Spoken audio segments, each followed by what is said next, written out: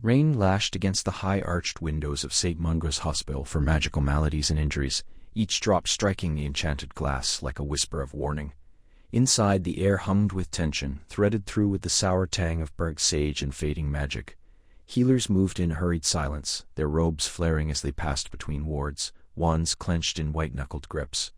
In the fourth-floor isolation unit, a child lay unconscious, skin mottled with faint silver traceries that pulsed like veins of moonlight beneath the surface. No fever, no pain, just silence, and the slow, steady dimming of magic within. Hermione Granger stepped through the heavy oak doors, her boots echoing on the polished stone. She'd apparated straight from the ministry, damp cloak still steaming at the edges. Healer Sable met her at the threshold, face drawn, eyes shadowed. "It's spreading," he said, voice low. 3 new cases in France, 1 in Prague. They're not responding to standard diagnosis charms. Not even the antidote matrices work. Hermione frowned. What about the counterjinx of restoration? With a belladonna-infused serum. Nothing holds. The magic, it slips through, like water through fingers. He gestured to the child. She hasn't spoken in 2 days, but her magical core, it's not weakening. It's being rewritten. She stepped forward, pulling a slender vial from her satchel. The silver liquid inside swirled slavishly, responding to her whispered incantation. Lumos Animi, a rare diagnostic spell, one she'd adapted from ancient runes coursework. The light spilled from the vial, pooling over the girl's chest. For a moment, it shimmered gold, then fractured into jagged strands of violet and ash. "That's not a curse," Hermione murmured. "Not in the traditional sense. It's structured, deliberate, like a counter-charm that's gone rogue." Sable exhaled sharply. "You think someone's behind this?" "I think," she said slowly, "that this isn't a disease. It's a transformation, and whatever's causing it knows more about magical biology than anyone at the Department of Mysteries." Outside, thunder rolled across the London skyline, and somewhere beneath the city, a ward flared, brief, bright, then gone. 3 days later, the first report came from the Carpathian foothills, an entire village of magical folk, found in their homes, eyes open, breathing steady, but utterly devoid of spellcasting ability. Their wands snapped, not by force, but by something within the wood itself. Then, from the archives in Lyon, a senior archivist collapsed, mid-sentence, while translating a fragment of Thracian healing scrolls. Witnesses said he smiled before he fell, whispering words in a language no one recognized, words that lingered in the air for hours, humming faintly beneath the rafters. The ministry convened an emergency session. Kingsley Shacklebolt stood at the head of the room, his deep voice measured, but Hermione heard the strain beneath it. "We have no precedent for this. No known spell, no dark artifact, matches the pattern, and yet, each case shares the same signature, a kind of silencing of inherited magic." Her hand rose. "Permission to lead an investigation, Minister. I've been reviewing old texts on bloodline enchantments. There are legends, forgotten, dangerous, about spells designed to purify magical lineages, supposedly erased after the Founder's era." A murmur rippled through the room. Then from the back, a voice cool and familiar as winter frost. "And who, pray tell, will you trust to interpret legends that even the Malfoys buried with their dead?" Draco Malfoy stepped forward, pale hair tied back, robes of charcoal gray. He carried no wand, just a leather-bound town bound in iron clasps. Hermione turned jaw tight. "Malfoy, I thought you were exiled from Ministry Affairs." "I was," he said, meeting her gaze, "until 2 days ago, when your precious healers couldn't cure a single case, and until the curse, because that's what it is, began appearing in bloodlines older than yours, Granger." Kingsley raised a hand. "Enough. Malfoy has knowledge of pre-Hogwarts magical systems, forgotten rites, the kind of magic your books don't even index. You're both on this, together." Hermione's breath caught. "That's absurd. We can't." "You can," Kingsley said, "and you will, because if this spreads to Hogwarts, to children, then everything we've rebuilt falls apart." Silence stretched between them, broken only by the distant chime of the ministry's warning bell. Malfoy tilted his head, a ghost of a smirk on his lips. "Try not to slow me down, Granger." She glared. "Just don't get in my way, Malfoy." And somewhere, deep beneath the earth, in a vault sealed with bones and silence, something ancient began to stir. The knock came just after dawn, sharp and insistent against the heavy oak of Hermione Granger's front door. Rain streaked the windows of her London flat, blurring the gas lamps across the street into smudges of gold. She was already awake, she oring over a crumbling treatise on continental magical epidemics, her hair pinned haphazardly with a quill that had long since run dry. The knock came again, more urgent this time. She rose, wrapping her woolen robe tightly around her shoulders, and tapped her wand against the door. It swung open to reveal a young ministry courier, drenched and trembling, clutching a sealed envelope stamped with the crest of the Department of Magical Health. "Hermione Granger?" he asked, shivering. "Yes, what is it?" "This is urgent, ma'am. Direct from Undersecretary Thornby. You're to report to Level 2 at 7 sharp. Emergency session." She glanced at the clock. 6:43. "A plague?" she asked, already knowing the answer. The reports had been trickling in for days. Villages and the Carpathians silenced overnight. Healers collapsing mid-incantation, even the most potent restorative charms fizzling like damp firecrackers. No fever, no visible wound, just a slow dimming of the inner light, as if the magic within was being siphoned away. The courier nodded. "They're calling it the Hollowing." Hermione stepped back inside, scribbling a quick note to Crookshank's new owner, Mrs. Gibbons, downstairs, about the extra treats. She grabbed her satchel, stuffed with scrolls, reference books, and a battered copy of Star Magical Maladies, and their metaphysical roots star.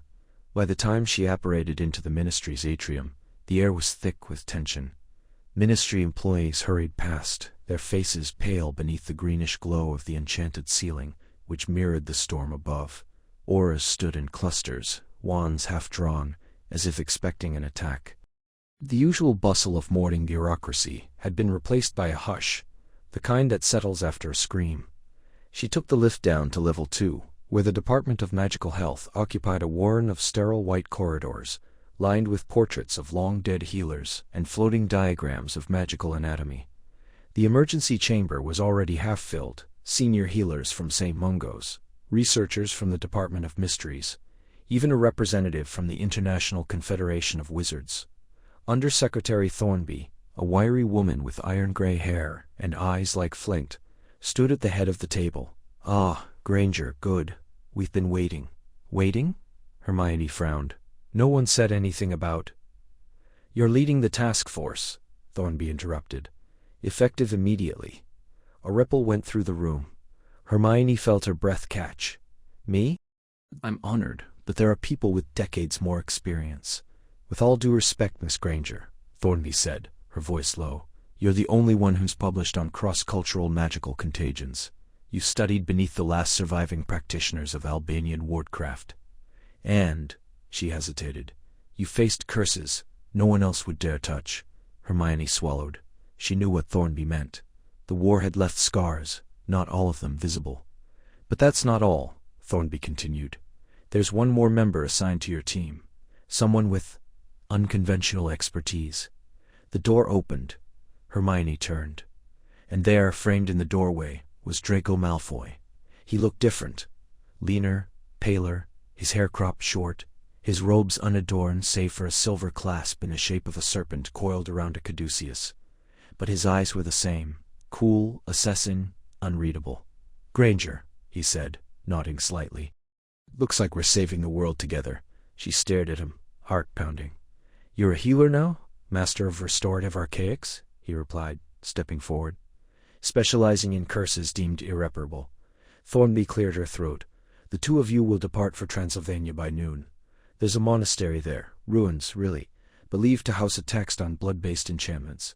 If this plague is magical in origin, as we suspect, the answer may lie in what was once used to purify wizarding bloodlines." Hermione felt a chill that had nothing to do with the rain.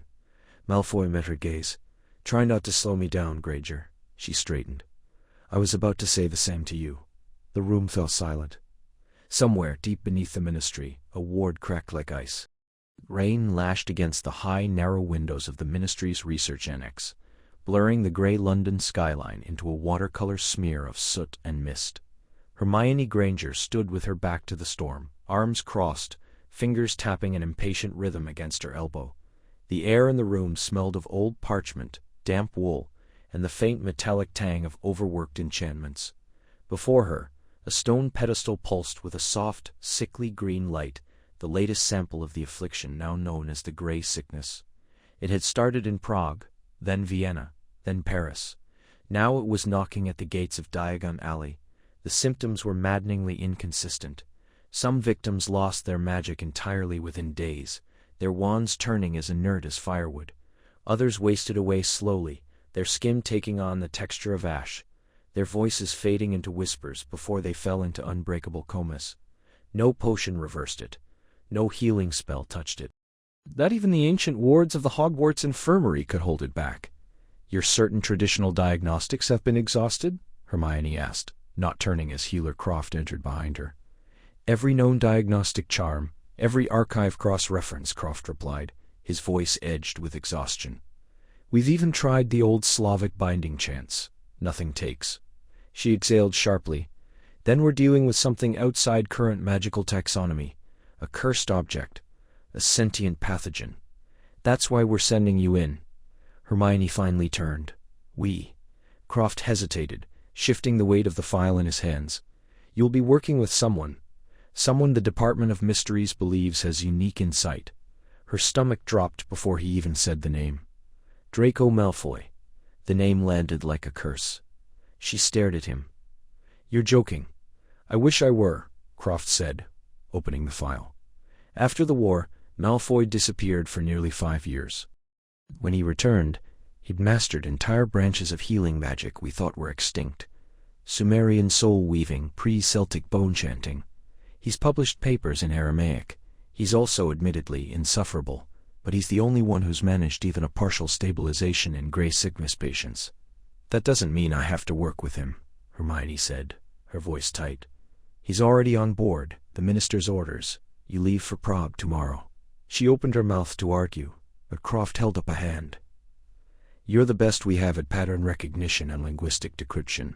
He's the only one who can read the symptoms as a magical construct. Together you might see what neither can alone."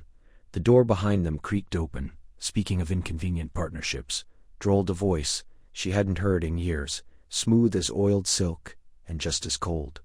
Draco Malfoy stood in the doorway, draped in a long charcoal cloak lined with silver thread.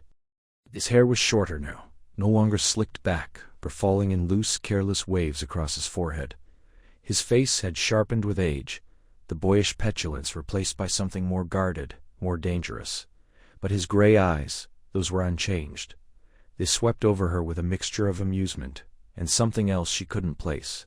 "Granger," he said, inclining his head slightly.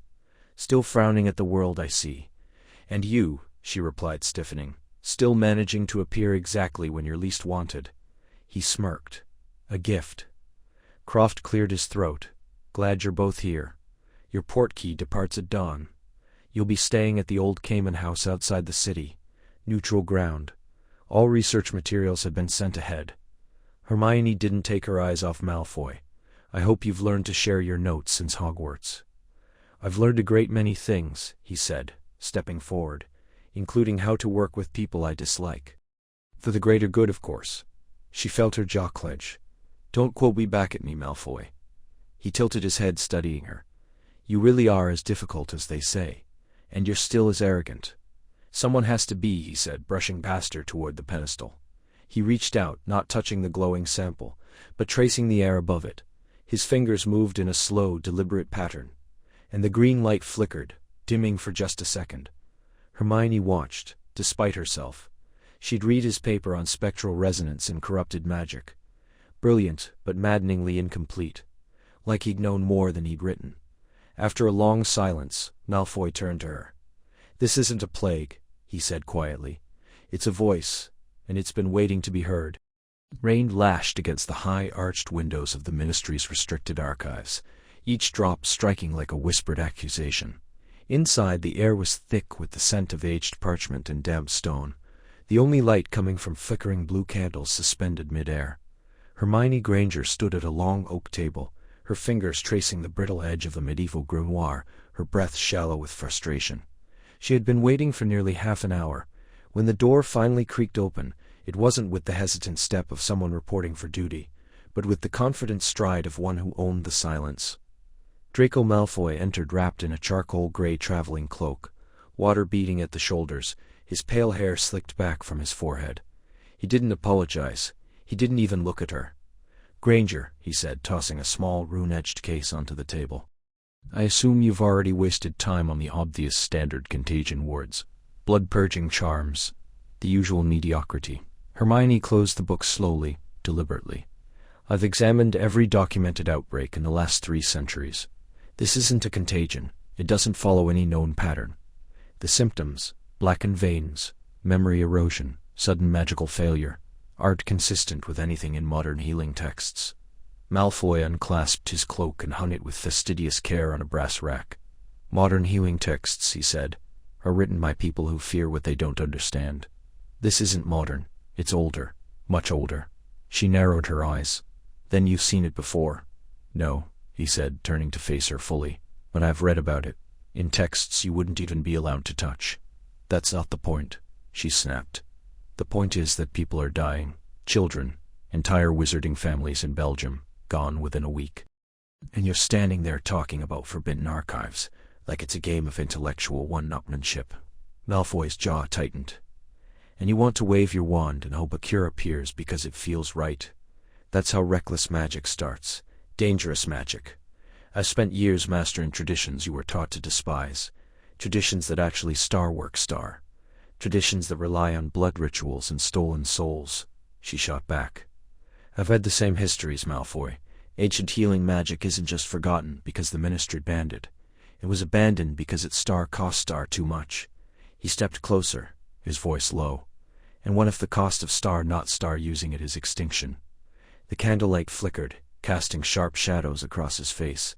For a moment, she saw not the smug boy from school, but someone burdened, haunted even. "I'm not afraid of hard choices, Granger," he said. "But I won't waste time on half-measures while you cling to ethics that won't save anyone." Hermione clenched her fists. "Ethics keep us human. Without them, we're no better than the curse itself."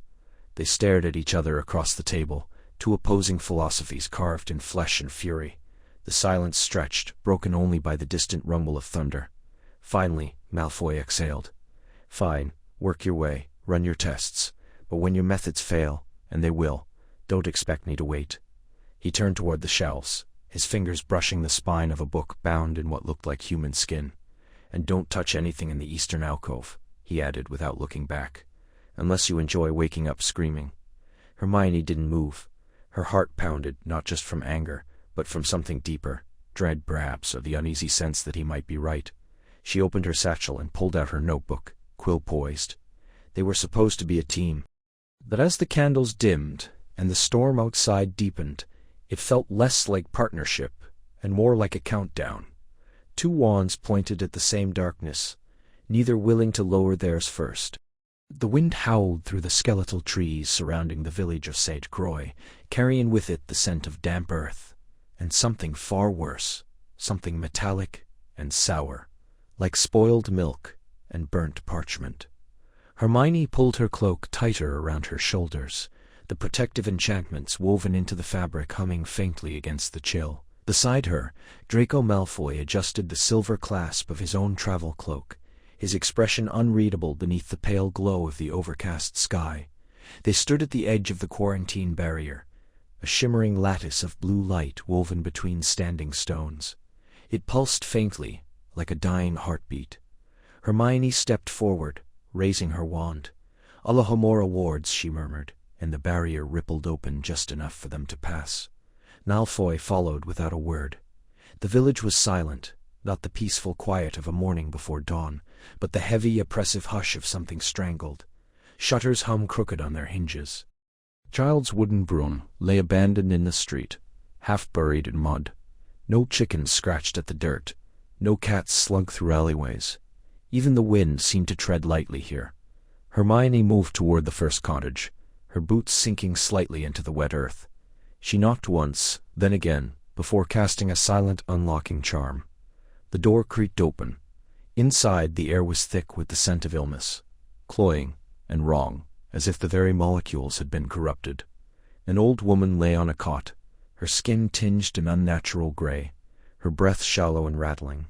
Her fingers twitched against the blanket, tracing invisible runes in the air. Hermione approached slowly, wand raised. "Can you hear me?" she asked in careful French.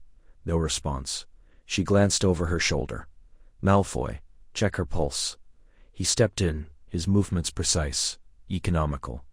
He knelt beside the cot, drew a slender vial from his coat, and uncorked it with his teeth. A silvery thread of liquid wooed into the air, coiling like smoke before settling over the woman's chest. It dimmed instantly. "Blood magic," he said flatly. "Old, deeply bound. Not disease, cursed decay. It's eating her from the inside, unraveling her core essence." Hermione frowned. "That's impossible. No curse should bypass natural immunity like this. It's affecting wizards and witches alike. Pure blood, half-blood, muggle-born. It doesn't discriminate." "Exactly," Malfoy said, rising. "Which means it wasn't meant to. It was meant to erase all of us." She stared at him. "That's insane. Who would create something like that?" "Someone who believed magic was getting diluted," he said, his voice low. "Someone who thought the bloodlines needed to be scoured clean. This isn't new, Granger. I've seen traces of it before, in scrolls from the Carpathians, in fragments of the Black Veil rites. This curse was designed to activate when magic reached a certain saturation." "The failsafe." Hermione's breath caught. "You're saying it's self-triggering? That it woke up on its own? Or was awakened?" he corrected. Outside, a shutter slammed. They both turned. Then from deeper in the village, a weak cry, barely more than a gasp. Hermione moved first, wrenching the door open. "There's someone alive." Malfoy fell into step behind her, his wand now lit with a cold silver flame. "Careful, this place isn't just dying, it's listening." They reached the central square, where a young boy, no older than 8, lay curled beside the dry fountain. His lips moved soundlessly. Hermione dropped to her knees, checking his pulse.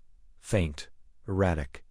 But when she touched his wrist, a jolt ran up her arm. Not pain, but recognition. A flicker of warmth, like a spark in a dead hearth. Malfoy saw it. His eyes narrowed. "You felt that?" She nodded. "Magic, but not his. It's responding to me."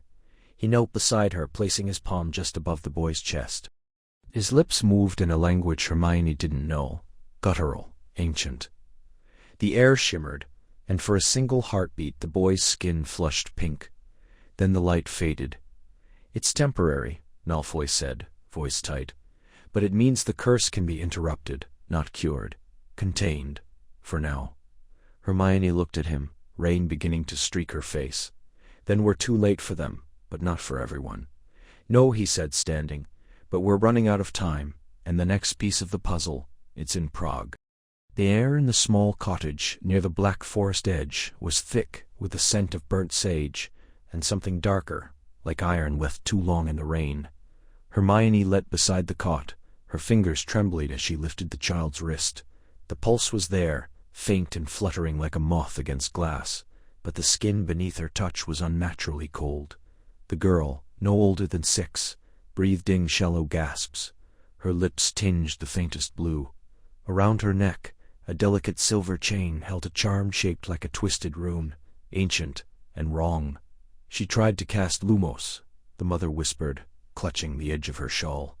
"Just a little light. She's been so afraid of the dark these past nights, but when she said the words," her voice cracked. She screamed, and then, the fever came so fast. Hermione swallowed hard, her throat dry. "You didn't see any light?" "None. Just smoke." From her wand. "Black smoke." Draco stood near the doorway, his usual composure frayed at the edges. He hadn't spoken since they arrived, but his eyes, pale gray and sharp, scanned every surface, every symbol carved into the wooden beams above. He stepped forward now, crouching beside Hermione without touching the girl. His gloved hand hovered over the rune pendant. "This isn't just a trinket," he murmured. "It's a vessel, a focus. For what?" Hermione asked, keeping her voice low. "For magic it shouldn't be able to hold." He glanced at her. "It's feeding off her.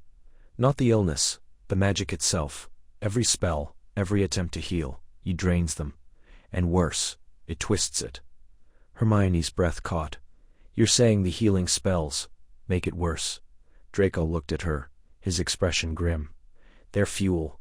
She turned back to the girl, remembering the reports, dozens of them. Healers collapsing after casting simple diagnostics. Families decimated not by the disease, but by their own desperate attempts to save one another. A witch in Prague had burned out her own core, trying to mend her husband's lungs. She'd survived the illness, only to die 3 days later, her magic utterly extinguished. They don't know, Hermione whispered. No one realizes. They keep trying to fix it with magic, more and more, and it's only making the sickness stronger.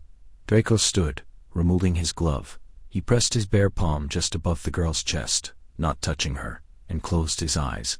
A faint, silvery thread of energy pulsed from his fingertips, something older than wand magic, something deep and wordless. The moment it touched the air above her, the rune on the chain darkened, pulsing once like a diseased heart. He pulled back with a hiss, cradling his hand. It's not just feeding, he said, voice tight. It's learning, adapting, it's using their magic to evolve. Hermione stared at him. How is that possible? Because it was designed to, he said quietly. This isn't a plague, it's a predator. And it was made to hunt us, our magic, our blood. Every spell cast in defense becomes a breadcrumb, leading it deeper. Outside, the wind shifted, carrying the distant cry of a raven. The candle on the table guttered, and in its flickering light the shadows on the wall seemed to twist, just for a second, into something that looked like a spiral of runes, turning in on themselves. Hermione's mind raced. And we can't use healing spells, not even diagnostics. No, Draco agreed. Not if we want to survive long enough to find the source. She looked down at the girl, helpless. So what do we do? Draco met her gaze. We stop fighting it with magic. We start fighting it with silence. And if silence isn't enough? He didn't answer. But the way he looked at her, like they both already knew the cost, said to chill through her, that had nothing to do with the cold. The air in the apothecary archive clung thick with dust and the scent of dried herbs long past their prime, each breath drawing in centuries of silence. Rows of sagging wooden shelves bowed beneath crumbling grimoires, jars of desiccated roots, and scrolls tied with frayed silk ribbons. Hermione's fingers trailed along a spine cracked with age, her wand tip casting a narrow beam that danced over titles and languages. Even she struggled to place. Somewhere behind her, Draco Malfoy leaned against a pillar. Arms crossed, his usual sneer, softened by the dimness into something almost contemplative. This is a waste of time, he said, though without his usual bite. If this ritual were real, someone would have used it by now. And if people hadn't dismissed it as myth, Hermione replied, not looking up, we might not be chasing shadows across 3 countries. She pulled a slim volume bound in faded blue leather, its title worn nearly away. Only a few letters remained. Star, Ascent, Rimdies, of the Hell's Oath Star, Herr Prox Skart, Herr Pulsprischen. Draco pushed off the pillar. Let me see that. She hesitated, and handed it over, watching his face as he flipped it open with careful hands. His expression shifted, first skepticism, then a flicker of recognition. I've seen this script before, not Latin, older, pre-Saxon maybe. Used only by the old healing clans, the ones who vanished after the schism. The schism between magical bloodlines, Hermione murmured. The text said they were purged, their knowledge burned. Not all of it, Draco said quietly. He traced a symbol on the page, a spirally closed in a broken circle. This is the mark of the oath. I remember my grandmother had a locket with this. She said it was protection, but she never spoke of it. Hermione leaned closer, her shoulder brushing his arm. A small contact, but it sent a ripple through the quiet tension between them. What does it say? He exhaled slowly. It's a binding, not a spell, not a potion, a pact. The healer's oath. It requires 2 magics, willingly joined. One to give strength, the other to receive the illness. But the one who receives must endure the sickness without breaking the bond. If they falter, oath die. That's why it was abandoned, Hermione whispered. Too dangerous, too selfless. And too rare, Draco added. You need 2 people whose magic resonates, not just compatible, aligned, like opposite ends of the same thread. She looked at him, then really looked. The years had carved lines beside his eyes, but his gaze, sharp, guarded, held something new. Not just duty, not just survival. Something that flickered when he thought she wasn't watching. "We're not aligned," she said, though the words felt hollow. Draco closed the book slowly. "Aren't we? We've survived curses, traps, and each other's company for 6 weeks straight. We've cast tandem spells that shouldn't work without years of training. And every time we touch—" He stopped, jaw tightening. "The air hums." Hermione swallowed.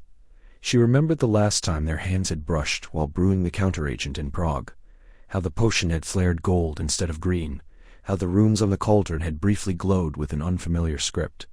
"It's not just proximity," she said. "It's something older. Something the bloodline curse is trying to erase." Draco turned a page. There a sketch, 2 figures, hands clasped, light pouring from one into the other. Beneath, a phrase in the ancient tongue. He translated, voice low. "Only through sacrifice, not purity, is magic renewed." A silence settled between them, deeper than the dust, heavier than the weight of the archive. The plague wasn't just killing witches and wizards. It was unraveling the very fabric of magical inheritance, targeting those with mixed blood, those who defied old hierarchies. And this forgotten oath, was never meant to cure the few. It was meant to save them all. Hermione reached for the book again, her fingers brushing his. The air between them shimmered faintly, like heat above stone. "We'll need to test it," she said. Draco didn't pull away. "We'll need to trust each other." She met his eyes. "Do you?" After a long pause, he said, "I'm beginning to." The air in the makeshift infirmary clung thick with the scent of burnt sage and something darker, decay barely masked by lavender oil. Rows of cots lined the stone chamber beneath St. Mungo's, each occupied by a wizard or witch trembling beneath fevered dreams. Their skin bore the telltale silver traceries, veins glowing faintly like moonlight on frost, pulsing with every weak heartbeat. Hermione stood at the foot of one cot, her fingers brushing a chart clipped to the end. The ink blurred. She'd read it 3 times, same as the others. No diagnosis, no response to standard treatments. She turned, ready to snap at Malfoy again, and stopped. He wasn't wearing his usual smirk. Draco Malfoy knelt beside a young girl, no older than 10, her breath shallow and uneven. His sleeves were rolled to the elbows, revealing forearms marked with faint swirling lines, tattoos, that shimmered when the candlelight caught them just right. One hand hovered just above her chest, palm down, fingers slightly curled. The other rested near her temple, not touching, but close enough that the heat between them made the air waver. "Malfoy." Hermione's voice came sharper than she intended. "What are you doing? You're not supposed to be near them without protective charms." "She's dying," he said, without looking up, "and your charms won't help her. That's not the point. You don't even know what this is. You could be making it worse. And if I do nothing, will be worse." He finally glanced at her, gray eyes sharp in the dim light. "You wanted results, Granger. Now watch." He closed his eyes. A low hum filled the room, not from his lips, but from somewhere deeper, resonant, ancient. The silver lines beneath the girl's skin flickered, then slowed. Draco's hands began to glow, not with the bright flare of a spell, but with a soft, golden light that seeped from his palms, like liquid sunlight. It pooled in the air above her, then sank into her chest, gentle as breath. Hermione took an involuntary step back. She'd seen healing magic before, strong, clinical, precise. This was neither. It was intimate, alive. The light spread beneath the girl's skin, chasing the silver back like tide receding from shore. "It's not a disease," Draco murmured, still eyes closed, voice low and strained. "It's a rejection, the body turning against its own magic, like a spell unraveling from the inside." Hermione's breath caught. "That's impossible. Magic doesn't just break down?" "No, but curses do, especially old ones, buried deep, pass through blood." He exhaled sharply, and a thin trail of blood seeped from his nose. "This isn't illness, it's inheritance." She stepped forward, torn between horror and awe. "How do you know this?" "My mother's family," he said through clenched teeth. "The Rosiers, they kept records. Forbidden ones. Healing magic that doesn't fix the body. It fixes the star magic star." He pressed his palm flat now, not touching, but close. The golden light flared once, then dimmed. The girl's breathing steadied. The silver veins faded to a dull gray, then vanished. Draco pulled back, swaying. He wiped the blood from his nose with the back of his hand, and smeared it across his sleeve. Hermione stared at the girl, alive, breathing, peaceful. "You healed her." "I stabilize her," he corrected, voice hoarse. "And he'll come back. This isn't a cure. It's a delay. But it buys time." She looked at him, really looked. The arrogance was still there, in the set of his jaw, but something else flickered beneath. Exhaustion, yes, but also a quiet certainty she'd never seen before. "How long have you been able to do this?" she asked. He didn't answer. Instead, he reached into the inner pocket of his coat and pulled out a small leather-bound book, its cover stained and softened by time. On the front, a sigil, twisted roots cradling a flame, was barely visible. "This," he said, holding it out, "is why they sent me with you. Not because I'm skilled, but because I'm the last one who can read it." Hermione took the book. It felt warm in her hands, humming faintly, like a sleeping creature, and for the first time since the plague began, she felt something besides dread. She felt hope. Rain lashed against the stained glass of the abandoned chapel, each drop sounding like a whispered accusation against the leaded panes. Inside, the air hung thick with the scent of crushed moonstone, burnt sage, and something darker, something metallic, like old blood. Hermione knelt on the cold flagstones, her fingers still trembling as she pressed them against the pulse in the young woman's throat. It fluttered, weak and irregular, like a moth caught in a jar. "She's not stable," Hermione said, voice low, but sharp with urgency. The reversal worked for a moment. Her fever broke, the lesions faded, but now it's coming back, worse. Draco didn't answer at first. He stood near the altar, where their cauldron still bubbled faintly with the remnants of their concoction, a silvery liquid that had for a few precious hours looked like salvation.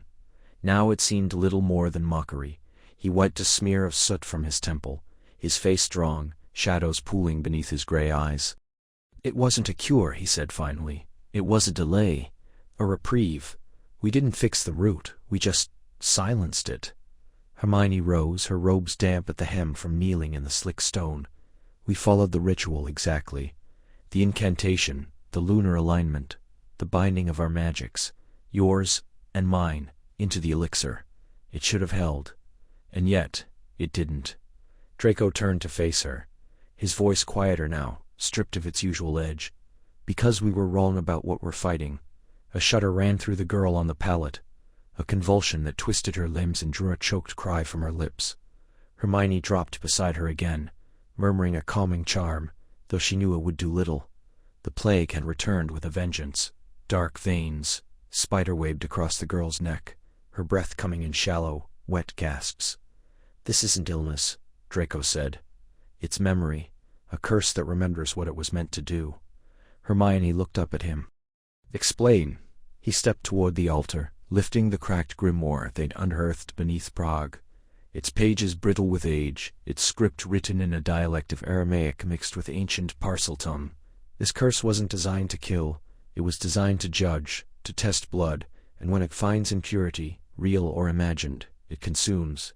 Our magic delayed it because it recognized power, but not purity, not in the way the curse demands." "That's insane," Hermione whispered. "We're all magical. That's what matters." "Not to this," Draco said, tapping the book. "This goes back to the blood-binding schism, before Hogwarts, before the statute of secrecy, a war between blood purists and those who believed magic could be earned, not inherited. This curse was their final weapon, a fail-safe." Hermione closed her eyes, the weight of it pressed down on her. Centuries of hatred, disguised as protection, buried beneath layers of forgotten spells and sealed tombs, and now, rising again. "We gave her a potion made of modern logic," she said. "But the curse speaks an older language." Draco nodded. "We need to speak it back." Another groan from the girl. Hermione took her hand. It was cold, clammy. "We can't let her die, not like this, not after everything." "We won't," Draco said, but there was no certainty in his voice, only resolve. He knelt beside Hermione, rolling up his sleeve. A faint silver scar ran from wrist to elbow, the mark of his mastery, earned through years of forbidden study. But the next attempt, it won't be safe. For either of us. She looked at him, really looked. The boy who once called her mudblood, now sat in a ruined chapel, willing to risk his life for a stranger, for a truth he barely understood. Something shifted inside her, quiet and irrevocable. "Then we do it together," she said. He met her gaze, and for the first time, there was no wall between them. No history, no house, no war. Just two wizards standing at the edge of something vast and terrible. Together, he agreed. But if we're going to speak the curse's language, we'll have to mean it. Rain lashed against the high, arched windows of the Ministry's emergency war room, distorting the flickering glow of enchanted candles. The air was thick with tension and the acrid tang of burnt parchment from hastily cast diagnostic spells. Hermione stood at the edge of the long obsidian table, her fingers clenched around a rolled-up report she'd spent the night compiling.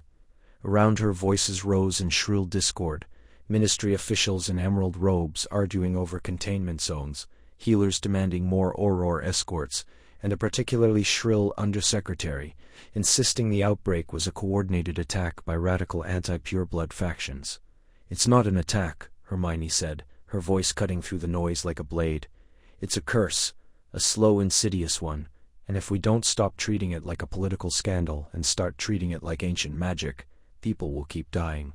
Silence followed, brittle and unkind. Then Pansy Parkinson, now deputy head of magical law enforcement, leaned forward, her dark eyes glinting. "Ancient magic? That's Malfoy's theory, isn't it? Convenient how you two have been disappearing for weeks, traipsing through abandoned catacombs while children in Hogsmeade are turning gray and forgetting their own names." Hermione didn't flinch. "Draco and I have identified patterns in the affliction. Progression that mirrors known bloodline curses from the 12th century. The symptoms aren't random. They're intentional. This isn't about power or territory. It's about purification." "Purification?" sneered Thickness's successor, a pompous man named Darrow with a habit of stroking his silver chain of office. "You're suggesting someone cast a curse to, what, cleanse the magical gene pool. That's medieval nonsense." "And yet," came a cool voice from the doorway, "it explains why Muggleborns and half-bloods are affected first, and why no healing spell works unless it's rooted in pre-Wiccan incantations." Draco stepped inside, his cloak damp at the shoulders, his face drawn but composed. He carried a leather-bound tome under one arm, its cover etched with faded runes. Without waiting for permission, he placed it on the table. This was buried beneath the ruins of a forgotten temple in Transylvania. It references a ritual called the Sanguis Purgatio, blood purging, designed to weaken impure lines over generations. "We're not dealing with a plague, we're dealing with a slow awakening." The room stilled. Even Darrow hesitated before speaking. "And you believe this artifact proves anything?" Draco's gray eyes flicked to Hermione, a silent exchange passing between them. Frustration, fatigue, and something deeper, unspoken. "It's not the only piece. We found matching inscriptions in Bulgaria, in the remnants of a monastery, destroyed in 1423. The curse was sealed then, by a coalition of healers and seers. But someone's broken the seal." "Who would do such a thing?" someone muttered. Hermione exhaled. "Someone who believes in purity above all else. Someone with access to pre-founder's magic. And someone who's been waiting for the right moment to let it spread." A long pause. Then Darrow slammed his hand on the table. "This is unacceptable. You've had weeks, and all you bring us is fairy tales and conspiracy theories. The public is in chaos. Diagon alleys half empty. Families are fleeing to the continent. The International Confederation is demanding answers." "We're close," Hermione said, her voice low, but steady. "But we need more time, and more resources. We need access to the restricted vaults beneath the Department of Mysteries. The original wards, those used to bind the curse, may still be recorded there." "The Mysteries vaults are off-limits," Darrow snapped. "Especially to Malfoy. His family's history is irrelevant," Draco interrupted, his voice icy. "I'm the only one who can read the dialect in these texts, and I'm the only one who survived direct exposure to the curse's epicenter and lived. If you want a cure, you'll give us what we need." Silence again, then Parkinson stirred. Give them 48 hours, let them go into the vaults. If they return with nothing, then we reassess, Darrow finished.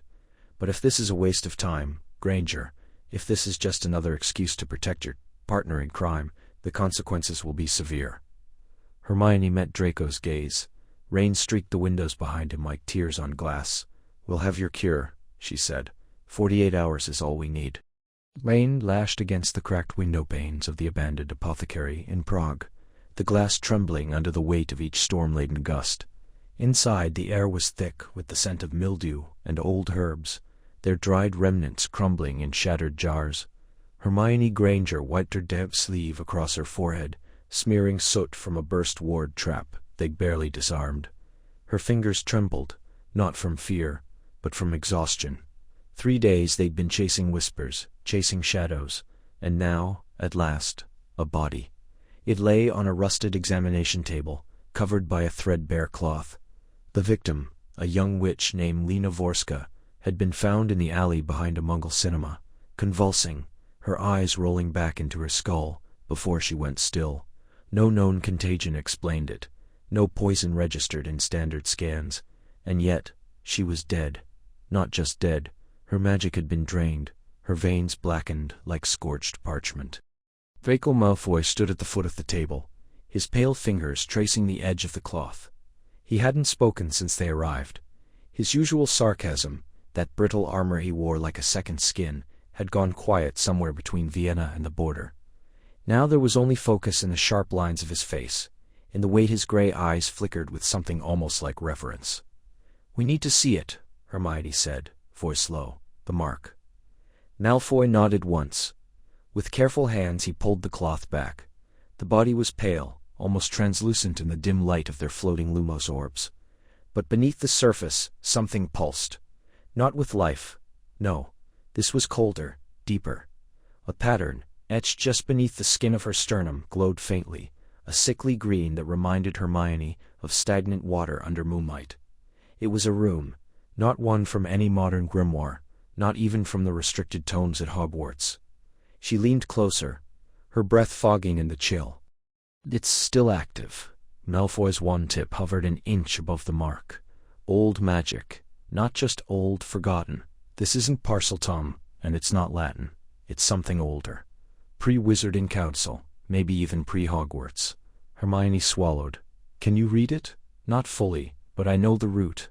It's a binding sigil, a containment symbol used in blood purification rites, or cursin." He exhaled slowly. "They're being marked, not infected, chosen." Her pulse quickened. "Chosen how? By whom? That's the question, isn't it?" He looked at her then, really looked at her, and for the first time since their forced partnership began, Hermione didn't see the sneer, the condescension. She saw fear, and something else, recognition. "Show me your arm," he said suddenly. "What?" "Your left forearm. Roll up your sleeve." She hesitated. "This isn't the time for games, Malfoy." "It's not a game. Do it." Frowning, she pushed back the fabric. Her skin was unblemished. No scars, no marks. He let out a breath. "Good. What did you think you'd find?" "Nothing. I hope for nothing." He turned back to the body. "This curse, it doesn't strike at random. It targets lineage, old families. Bloodlines with traceable magical ancestry going back centuries." He paused. "My grandmother had a mark like this, hidden. She called it the Oath Brand. Said it was a relic from the old ways, when pure bloods made pacts with entities beyond the veil." Hermione stepped back. "You're saying this is some kind of ancestral curse." "I'm saying it's waking up, and it knows who it belongs to." His voice dropped. "If you don't have the mark, you're safe, for now." She stared at the glowing sigil beneath Lena's skin, the green light pulsing like a slow, poisoned heartbeat. "Then we find who does have it. We trace the pattern. There must be records, archives, family scrolls, something." Malfoy's jaw tightened. "That if the cure requires breaking the oath that created the mark in the first place, then we break it." He looked at her, and for the first time something shifted between them. Not trust, not yet, but the fragile weight of shared purpose. Outside, the storm raged on. Inside, the room glowed. whispering in a language no one had spoken in centuries. Lane lashed against the stained glass of the Prague Athenaeum, distorting the flickering candlelight into trembling streaks across the stone floor. Hermione Granger hunched over a crumbling folio bound in what looked like human skin, her fingers smudged with ink and dust. The rune etched into the margins of a 13th-century treatise on celestial humors was the same one they'd found carved into the bark of the dead willow in Transylvania, the same pattern pulsing faintly beneath the skin of the latest victims in Leon. It coiled like a serpent swallowing its tail, its lines too precise to be decorative. "This isn't just symbolism," she murmured, tracing the glyph with the tip of her quill. "It's a sigil, a binding." Draco Malfoy stood by the arched window, his silhouette sharp against the storm. He hadn't spoken since they'd entered the restricted archive, but she felt his presence like a current beneath her skin. After weeks of forced proximity, she'd learned to read him in silence. The slight tension in his shoulders when magic stirred, the way his breath caught when ancient spells brushed too close to memory. He turned, silver eyes catching the dim light. Purification through decay. "That's what this is about, isn't it?" Hermione looked up, startled. "You've seen this before?" "In fragments. My grandmother's private collection had a fragment of the star, Liber Sanguinis star. Burned by the Ministry in 97, officially. Unofficially, hidden beneath the old Malfoy vaults." He stepped closer, his boots silent on the ancient flagstones. The alchemist was called Alaric of Brno, a half-mad visionary, who believed magic was corrupted by impurity, muggle blood, mixed lineage, even emotions like love or mercy. He thought the only way to refine it was through suffering. Controlled collapse. Hermione flipped the page carefully, the parchment flaking at the edges. Beneath the rune was a passage in archaic Czech, layered with alchemical symbols. She tapped her wand against the ink. Star, revelare scriptum. The star, the text shimmered, then reformed in fluent English. Star, the body must rot that the soul may rise. The unworthy shall wither like blighted grain, while the chosen endure the fire and emerge pure. The sickness is not punishment, it is baptism. Star, she exhaled sharply. He didn't just theorize, he did star this, centuries ago. Draco leaned over her shoulder, close enough that she caught the faint scent of sandalwood and old parchment. "And someone's finished his work." Her pulse quickened. "The plague isn't new. It's a resurrection, a ritual, dormant, waiting for the right alignment.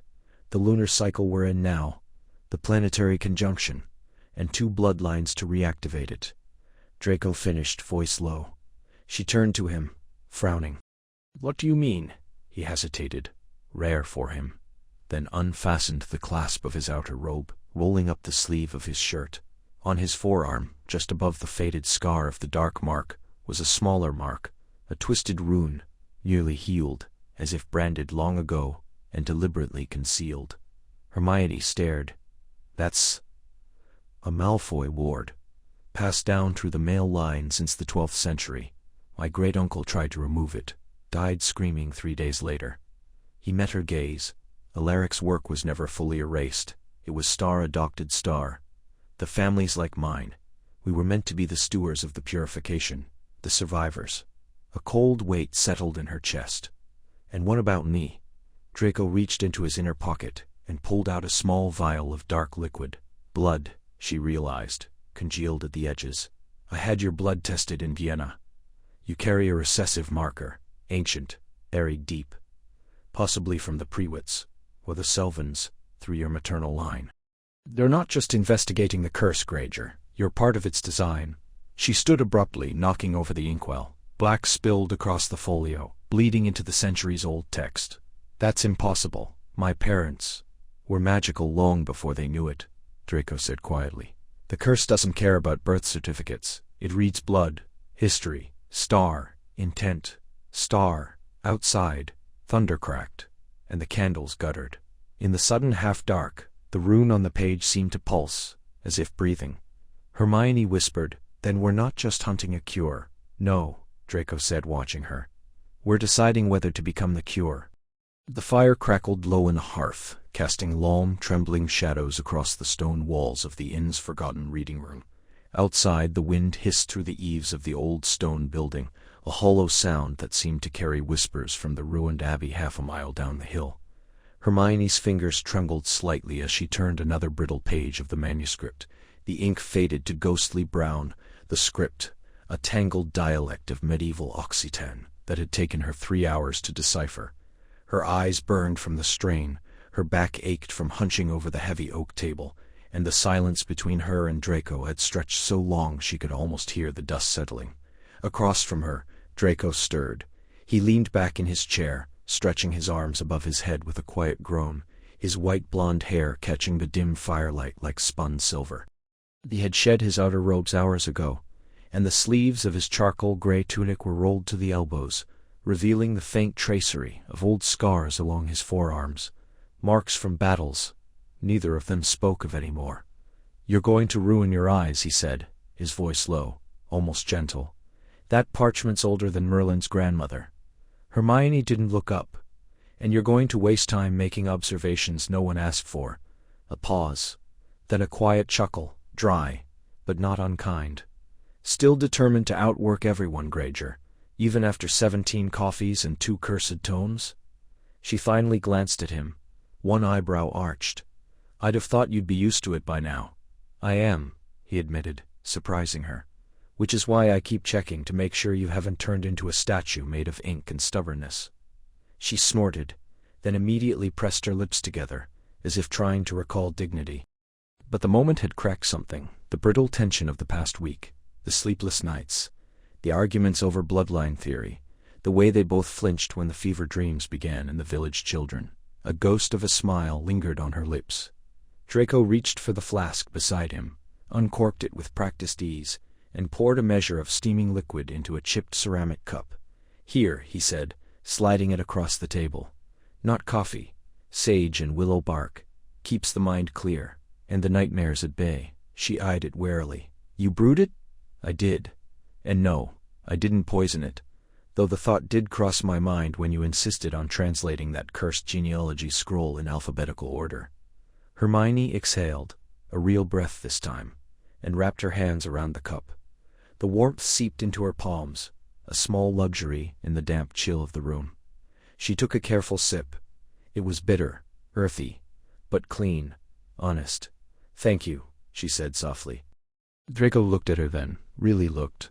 Not with the old sneer, not with the guarded wariness they'd worn like armor since the mission began, but with something quieter, tired, curious, present.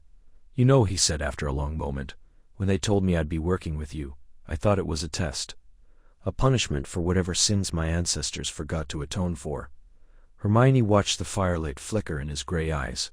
"And now?" He leaned forward, resting his elbows on the table. "Now I think it's the only reason we might actually survive this." She didn't answer right away. Instead, she turned the page of the manuscript slowly, her fingers brushing over a faded illustration, a pair of intertwined serpents, their bodies forming a circle, their mouths open in silent chant. Beneath it, a single phrase, barely legible: "Star, sanguis mutatus, vinculum renovatus."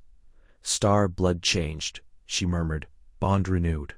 Draco stood and moved to stand behind her, peering over her shoulder. His presence was close, too close, normally. But tonight, it didn't feel like intrusion. It felt like warmth, like solidarity. "That's not in the index," he said quietly. "No," she whispered. "It shouldn't be here at all." They stayed like that for a long while, shoulders nearly touching, breaths syncing with the rhythm of the fire. Two minds tracing the same terrible, beautiful truth through the ashes of forgotten magic. And for the first time, the silence between them didn't feel like a wall. It felt like a beginning. Snow fell in thick, silent waves, burying the narrow mountain path beneath a shroud of white. Hermione pulled her cloak tighter, the enchanted wool barely holding back the bite of the alpine wind. Her breath came in short, visible bursts, each one a ghost snatched away by the gale. Behind her, Draco Malfoy muttered a curse under his breath, his usually immaculate hair dusted with frost, one hand gripping his wand like a lifeline. "This had better not be another dead end, Granger." "It's not," she said, voice firm, despite the chill gnawing at her bones. She unfolded the brittle parchment again, its edges crumbling at her touch. The ink, faded to the color of dried blood, traced a sigil that pulsed faintly under moonlight. The alignment is right. The monastery was warded against detection, anti-apparition, anti-location spells layered like stone. We have to walk. Of course we do, he muttered. But there was no real venom in it. Not anymore. They had spent weeks on this trail, sleepless nights in dusty archives, midnight escapes from cursed tombs, and a near-fatal encounter with a blood-hungry golem in Prague. They had seen each other at their worst, and somehow that had stripped away old enmities like dead skin. The path twisted sharply, vanishing into a cleft between two sheer cliffs. Hermione paused, raising her hand. Wait. She traced a pattern in the air with her wand, whispering the counter-charm from the Zurich Codex. The wind stilled. A ripple passed through the rock face like water disturbed by a stone. Then slowly the mountain opened, a great archway carved with runes long forgotten, its edges slick with ice and time. Draco exhaled. Merlin's bones. The monastery stood beyond the arch, untouched by centuries. Its towers leaned inward, cloaked in snow and silence. Ivy, frozen solid, coiled around the stone like skeletal fingers. No light burned within, no smoke rose from the chimneys. Yet Hermione felt it, the hum of dormant magic, low and steady beneath her feet. It's still active, she whispered. Of course it is, Draco said, stepping forward. They didn't seal it to keep people out. They sealed it to keep something in. They crossed the threshold, their boots crunching on frost-covered flagstones. The air inside was stale, thick with the scent of old incense, and something sharper, ozone perhaps, or the residue of a spell gone wrong. The walls bore frescoes of robed figures performing rites, their faces blurred by time, their hands raised in warning or supplication. Hermione lit her wand. The beam cut through the gloom, revealing a central chamber with a circular altar at its heart. Carved into the stone floor was a vast, intricate mandala, interlocking circles, runes in a language even she didn't recognize. At its center, a single silver vial lay on its side, empty. Draco knelt, brushing away centuries of dust. This was the crucible, he said, voice hushed. They brewed the original curse here, not as a weapon. Look at the symbols. This was meant to purify, to cleanse what they saw as contamination. Hermione's stomach twisted. Blood purity. He nodded. They believed magic was decaying, that half-bloods, muggle-borns, we were diluting the source, so they created a spell to restore balance. But it went wrong, or perhaps it worked exactly as intended. She stepped closer to the altar, her fingers hovering over the runes. A memory surfaced, her mother's voice, reading her a fairy tale about a king who banished all who weren't born of royal blood. She shook it off. We need the counter-ritual, she said. There has to be something here. A low groan echoed through the chamber. The walls trembled. Snow sifted from the ceiling in soft, whispering cascades. Draco grabbed her arm. We're not alone. From the shadows behind the altar, a figure emerged, hooded, silent, its form flickering like candlelight. It raised a hand, and the runes on the floor ignited in pale blue fire. Hermione stepped back, wand raised. Who are you?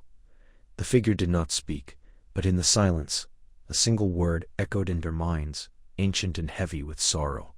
Star, penitence. The air in the valley was thick with the scent of burnt herbs and damp stone, a cloying mixture that clung to the back of Hermione's throat. Fog curled around the crumbling spires of the monastery like smoke from a dying fire, obscuring the stars and muffling even the sound of their own breath. She pulled her cloak tighter, her fingers brushing the hilt of the silver dagger at her belt, a relic from the vaults beneath Prague, said to repel cursed spirits. We shouldn't have come, Draco muttered, his voice low, and edged with something between irritation and unease. He walked a half-step behind her, his wand flickering with a pale blue light that did little to pierce the gloom. This place is warded. I can feel it in my teeth. It's the only lead we have, Hermione replied, though her own pulse drummed hard against her ribs. The map they'd stolen from the Vatican archives had led them here, to this forgotten ruin nestled in the Carpathians, where the monks of Ash were said to have guarded the last fragments of the blood-binding rite. If the curse was born in purification, then those who once cleansed it might still know how to end it. A sudden gust howled through the broken archway ahead, extinguishing Draco's lumos with a hiss. Silence followed, unnatural, absolute. Then, from the mist, figures emerged. Tall, robed, their faces hidden beneath deep cowls, they moved without sound, gliding over the moss-slick stone. Their hands, when they raised them, were translucent, veined with silver light, like moonlight caught in glass. "Curse-bearers," one intoned, the voice echoing, as if spoken from beneath water. "You carry the stain, you shall not pass." Hermione stepped forward, hands open at her sides. "We're not what you think. We're trying to stop the plague, not spread it." The nearest monk turned its head slowly, revealing hollow sockets filled with swirling hash. "All who seek the right claim purity. All who touch it become filth." Draco shifted beside her, his wand twitching. "We're not here to steal, we want to heal." A dry, rattling sound, laughter perhaps, or the wind through brittle leaves. "Healing requires sacrifice. Do you understand sacrifice, child of silver blood?" Hermione felt the weight of the question. She glanced at Draco, seeing the flicker of old shame in his eyes, the mark of his name, the legacy of his ancestors. They both carried stains in one form or another. "With lost people," she said, "friends, families. We're not asking for forgiveness, we're asking for a chance to mend what's broken." The monks stilled. The fog thickened, swirling in slow spirals around their feet. Then, the one in front raised a spectral hand, and the ground beneath them cracked open, not with violence, but with a sigh, like stone remembering pain. From the fissure rose 3 pedestals, each holding a shallow bowl filled with blackened water. "Drink," the monk commanded, "and let truth judge your hearts." Draco exhaled sharply. "That's suicide. For all we know, that's cursed water." "It's a trial," Hermione whispered. "They're not trying to kill us. They're trying to see who we are." He looked at her then, really looked. Her determined jaw, the smudge of exhaustion beneath her eyes. The way her fingers trembled just slightly. "You're impossible, you know that." She gave a faint, humorless smile. "So I've been told." Without another word, she stepped forward and took the bowl. The water was cold, smelling of iron and rain. She drank. The moment it touched her tongue, memory seized her. Ron, feverish, in a cot, in Ottery St. Catchpole, his breath shallow, his skin gray. Ginny weeping in the corner. Herself, helpless, screaming into the void for a cure that didn't exist. She gasped, dropping the bowl. It shattered, and the vision faded. Draco hesitated only a second before taking the second bowl. He drank, and flinched as if struck. Hermione saw the shadow cross his face. His mother, pale and still, lying in the Malfoy crypt, the plague having reached even behind their warded gates. The guilt, the grief, the whispered accusations he'd never answered. The third bowl remained untouched. "The last test is shared," the monk said. "One cannot bear it alone. If your intentions are divided, you will burn."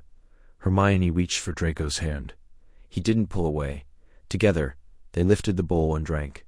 Fire rippled through their veins, not pain, but revelation. They saw the curse not as disease, but as a voice, a lament, ancient and weary, demanding balance. And they saw for the first time the shape of the cure, not in potion or spell, but in surrender. An oath broken, a bloodline acknowledged.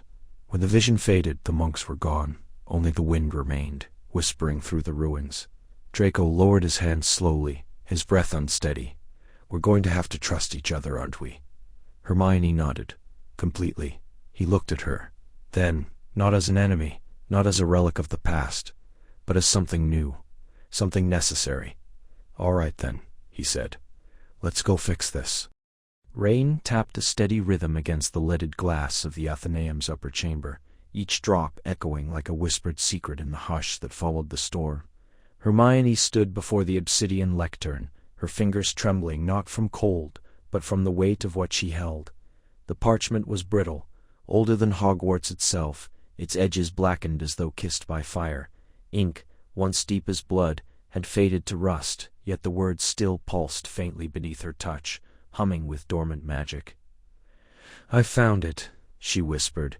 Draco didn't move from where he leaned against the far wall, arms crossed, his silver eyes narrowed as if the truth might strike him blind. You keep saying that. Last time it was a list of medicinal herbs from the Carpathians. Hardly a revelation. This is different. Her voice cracked. This isn't just a record. It's the oath. The original healer's oath. The one they say was carved into the bones of the first healers. He pushed off the wall, silent on the stone. Impossible. That oath was never written. It was spoken into the ether, bound by blood and breath. No copy survives. Someone kept one. She turned the page with care, using a pair of enameled tongs. Beneath, the script changed. Thicker, heavier, the ink darker. And look, it's not just about healing. There's a clause here, hidden beneath layers of protective enchantments. I had to use a refractive charm to see it. Draco stepped closer. Read it. She exhaled. Then began, her voice low but clear. Star. By breath and bone, by root and vein, we swear never to wield the gift of mending as a blade. To twist healing into harm is to sever the thread of the soul's balance. Let the hands that betray this oath wither. Let the voice that speaks it in malice fall silent. Let the heart that harbors such intent know no peace until the debt is paid in blood. Star, a silence stretched, thick and suffocating. Outside, thunder grumbled, distant but growing. That's not just a warning, Draco said slowly. It's a binding. Hermione nodded. Not just a vow, a curse. And it was designed to be inherited, passed from healer to healer, generation to generation. Anyone who swore it, their magic became bound by it. Draco's jaw tightened. So if someone tried to use healing magic to cause harm, say to twist life into disease, their own magic would turn on them. It would consume them from within. Then the plague. He trailed off. Isn't a perversion of healing magic, she finished. It's a violation of the oath. Someone broke it, and the magic is retaliating. Not just against them, but against all who carry the oath. That's why it's spreading. It's not a virus. It's a backlash. Draco turned away, running a hand through his hair. There haven't been true oath-bound healers in centuries. Not since the schism. Most of the old bloodlines died out or abandoned the practice. Not all. She looked at him then, really looked. Your family, your mother's side. The Rosiers. They were healers once. One of the last lines to uphold the oath. His eyes flashed. That was generations ago. My grandmother never spoke of it. But the magic remembers, she said softly. Blood remembers. And if the oath was never formally released, if it was just buried, then it might still be latent, dormant, waiting. Draco stared at the parchment, then at her. You're saying the cure isn't in reversing the plague, it's in acknowledging the breach, in mending the oath. Not mending, Hermione said, her voice barely above a whisper. Renewing it. But to do that, someone has to willingly take it again. Not out of duty, not out of tradition, but with full understanding of what it costs. Draco's laugh was hollow. And who in their right mind would do that? She didn't answer, but her hand, still resting on the ancient text, began to glow, soft, golden, like dawn breaking over stone. The parchment responded, the ink flaring once, then dimming, as if recognizing her touch. Draco stepped back. Granger, what did you just do? I don't know, she admitted, but I think it just accepted me.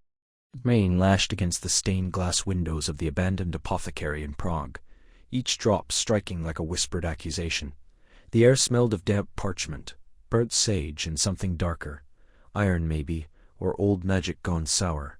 Hermione traced the cracked edge of a crumbling grimoire with her fingertips, her breath fogging in the cold. The symbols on the page pulsed faintly, a dull, sickly green that made her teeth ache. It's not just a curse, Draco murmured, his voice low, almost reverent. He stood by the hearth, one hand pressed flat against the stone mantel, his pale fingers glowing with a silvery light. It's a covenant, a binding, and covenants, they require sacrifice to be undone. She looked up sharply. Sacrifice? What kind of sacrifice? He didn't answer right away. His reflection flickered in the blackened mirror above the fireplace. Tired, haunted, but undeniably alive in a way she hadn't seen since they were children at Hogwarts. The war had hollowed him out, and this mission, this relentless pursuit, through forgotten texts and cursed ruins, had carved deeper still. The oath of purity, he said finally.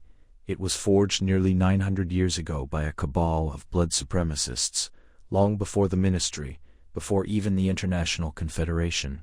They believed magic was weakening, corrupted, so they bound their magic, our magic, to a condition. Only those unspoiled by Muggle blood could carry true power. The plague, it's not random, it's the oath, enforcing itself. A purge. Hermione's stomach twisted. That's impossible. No oath could survive that long, not without a vessel, a focus. It has one, Draco interrupted. Us. She stepped back as if struck. We're not just investigating it, Granger. We're part of it. Our bloodlines, yours and mine, were both tied to the original signatories. Mine by heritage, yours. Well, that's the twist, isn't it? Your magic resonates with the oath. I felt it when we healed that boy in Bratislava. When our wands touched, when we spoke the counterspell. She remembered it. The surge of warmth. The way the air had shimmered gold between them. The way his hand had trembled when he pulled away. That doesn't mean... It means the oath recognizes us, he pressed, turning to face her fully. And it means the only way to break it is to defy it at its root. To break the oath itself. Silence settled, thick and heavy. The candle on the table sputtered, casting long shadows across the runes carved into the floor beneath their feet. And how do you propose we do that? She asked, voice barely above a whisper. By doing the one thing it was designed to prevent, he said, stepping closer. By choosing freely, consciously, to unite what it sought to divide. Not just blood, but magic, shared power. A bond not of purity, but of choice. Her breath caught. You're talking about an oath-breaking ritual. I'm talking about rewriting magic, he corrected. The oath can't be destroyed with force. It's too old, too deep. But it can be outgrown. If two heirs of the bloodlines willingly reject its terms and forge a new one. No, the words snapped out before she could stop it. You're asking me to risk everything. My magic, my identity. I'm asking you to save lives, he said, voice sharp now. Thousands are dying, Hermione. Children, healers. Entire villages wiped out because of a superstition dressed up as tradition. You've spent your life fighting this obsession with blood. Here's your chance to end it. Not with a spell, not with legislation, but with magic itself. She stared at him, rain drumming behind her like a war chant. And if it fails, she whispered. Then we die, he said simply. Or worse, our magic burns out. We become no mages. But if it works, the oath collapses. The plague stops. And magic, real magic, becomes something new. He held out his hand, palm up. No more lies, no more silence. Just the truth, and the choice. Say the words with me, and we break the chain. She looked at his hand, at the faint scar across his wrist. Ancient, barely visible, but she'd seen it in the texts. A mark of the oath. And she realized he wasn't just asking her to trust him. He was offering to destroy his own legacy to save hers. The candle flared. Hermione reached out. The air in Diagon Alley tasted of ash and something sour, like overripe fruit left too long in the sun. Hermione pulled her scarf tighter over her nose, the wool scratchy against her skin, her breath fogging in the unnaturally cold breeze that slithered between the crooked shop fronts. Just yesterday the streets had been bustling with students buying supplies for the autumn term. Now boarded windows stared like blind eyes, and the few people brave enough to venture out moved quickly, wands clutched in trembling hands. A child coughed, a wet, rattling sound, from an upper window of the leaky cauldron. Hermione flinched. That cough was unmistakable. The third stage, the one that meant the magic inside the victim, was starting to turn on itself. She stepped over a shattered display of enchanted quills, their nibs still twitching feebly in the gutter. The plague didn't care about class or bloodline anymore. Not even pure bloods were spared. The Ministry had quarantined Hogsmeade, shut down the flu network between major cities, and grounded the night bus, but still the sickness spread faster than anyone could track, and always it followed the paths of magic. Apparition points were the worst. She'd seen it at Covent Garden, where a wizard had spun into existence, only to collapse mid-turn, his robes stinking of burnt sugar as silver sores bloomed across his face. The Ministry called it a flare-up. Hermione called it a trail. A shadow shifted beside her. She didn't need to turn to know who it was. Still pretending this is just a coincidence, Granger. Draco Malfoy's voice was low, edged with the same exhaustion she felt, but laced with something sharper. Frustration, or perhaps fear. It's not spreading by touch. It's riding the currents. She turned. He stood with his back to the boarded-up apothecary, his wand tucked into the sleeve of his black coat, eyes scanning the alley, like a man expecting an ambush. He looked thinner than she remembered, shadows beneath his gray eyes, but there was a new steadiness in his posture, the kind that came from knowing things no one else did. "The flu's down," she said. "Apparitions restricted. Thestrals are grounded. How is it moving?" "Because magic leaves ripples," he said, stepping closer. "Every spell, every portkey, every time a witch apparates, it leaves a resonance, a trail in the ether. And this curse," he hesitated, jaw tightening, "it's learned to swim in those ripples, like a leech in a stream." Hermione stared at him. "You're saying it's evolving. I'm saying it's intelligent, ancient, and it's been waiting for our networks to grow dense enough to travel on." He pulled a small crystal vial from his pocket, filled with a shimmering, viscous liquid that pulsed faintly, like a dying heartbeat. "I took this from a healer in Prague. Last one alive in the infirmary. He said the sickness wasn't in the air. It was in the spells they cast." She took the vial, careful not to let her fingers brush his. The liquid writhed against the glass, forming patterns that looked almost like runes before dissolving. This isn't a disease. It's a parasite, feeding on magical energy, and rewriting itself with every host," Malfoy finished. "Which means the longer we wait, the more it learns. The faster it spreads." A loud crack echoed down the alley. Both of them spun, wands drawn. A Ministry Auror stumbled into view, clutching his side, his face pale, his robes torn. Behind him, the flue grate in the back room of Flourish and Blots flared green, then sputtered into silence. "They're coming," the Auror gasped, dropping to one knee. "From Cardiff, the network's compromised. They don't know. They're still using it." Hermione's blood turned to ice. "How many?" "Dozens. Portkeys, flue, even a damn enchanted umbrella. They'll be here in minutes." Malfoy cursed under his breath. "We can't quarantine the entire city." "No," Hermione said, clutching the vial tighter. "But we can disrupt the resonance. If it's riding the magical currents, we break the current." "How?" She looked at him. Really looked. "We cast a counter-frequency, a spell that scrambles the ether, like noise drowning out a signal." Malfoy's eyes narrowed. "That kind of magic hasn't been used in centuries. It's unstable, dangerous. It's our only chance." She started walking toward the Ministry's emergency beacon, her steps quickening. "And we're going to need every wand in London to cast it." He fell into step beside her, close enough that their shoulders almost touched. "You do realize," he said, voice dry, "that if this goes wrong, we'll bring down the entire magical grid of southern England." "Yes," she said, not slowing. "But if we do nothing, there won't be a southern England left to save." Rain tapped against the windows of St. Mungo's, like cold fingertips, persistent and unrelenting. The ward was dim, lit only by the faint blue glow of containment charms flickering above the beds.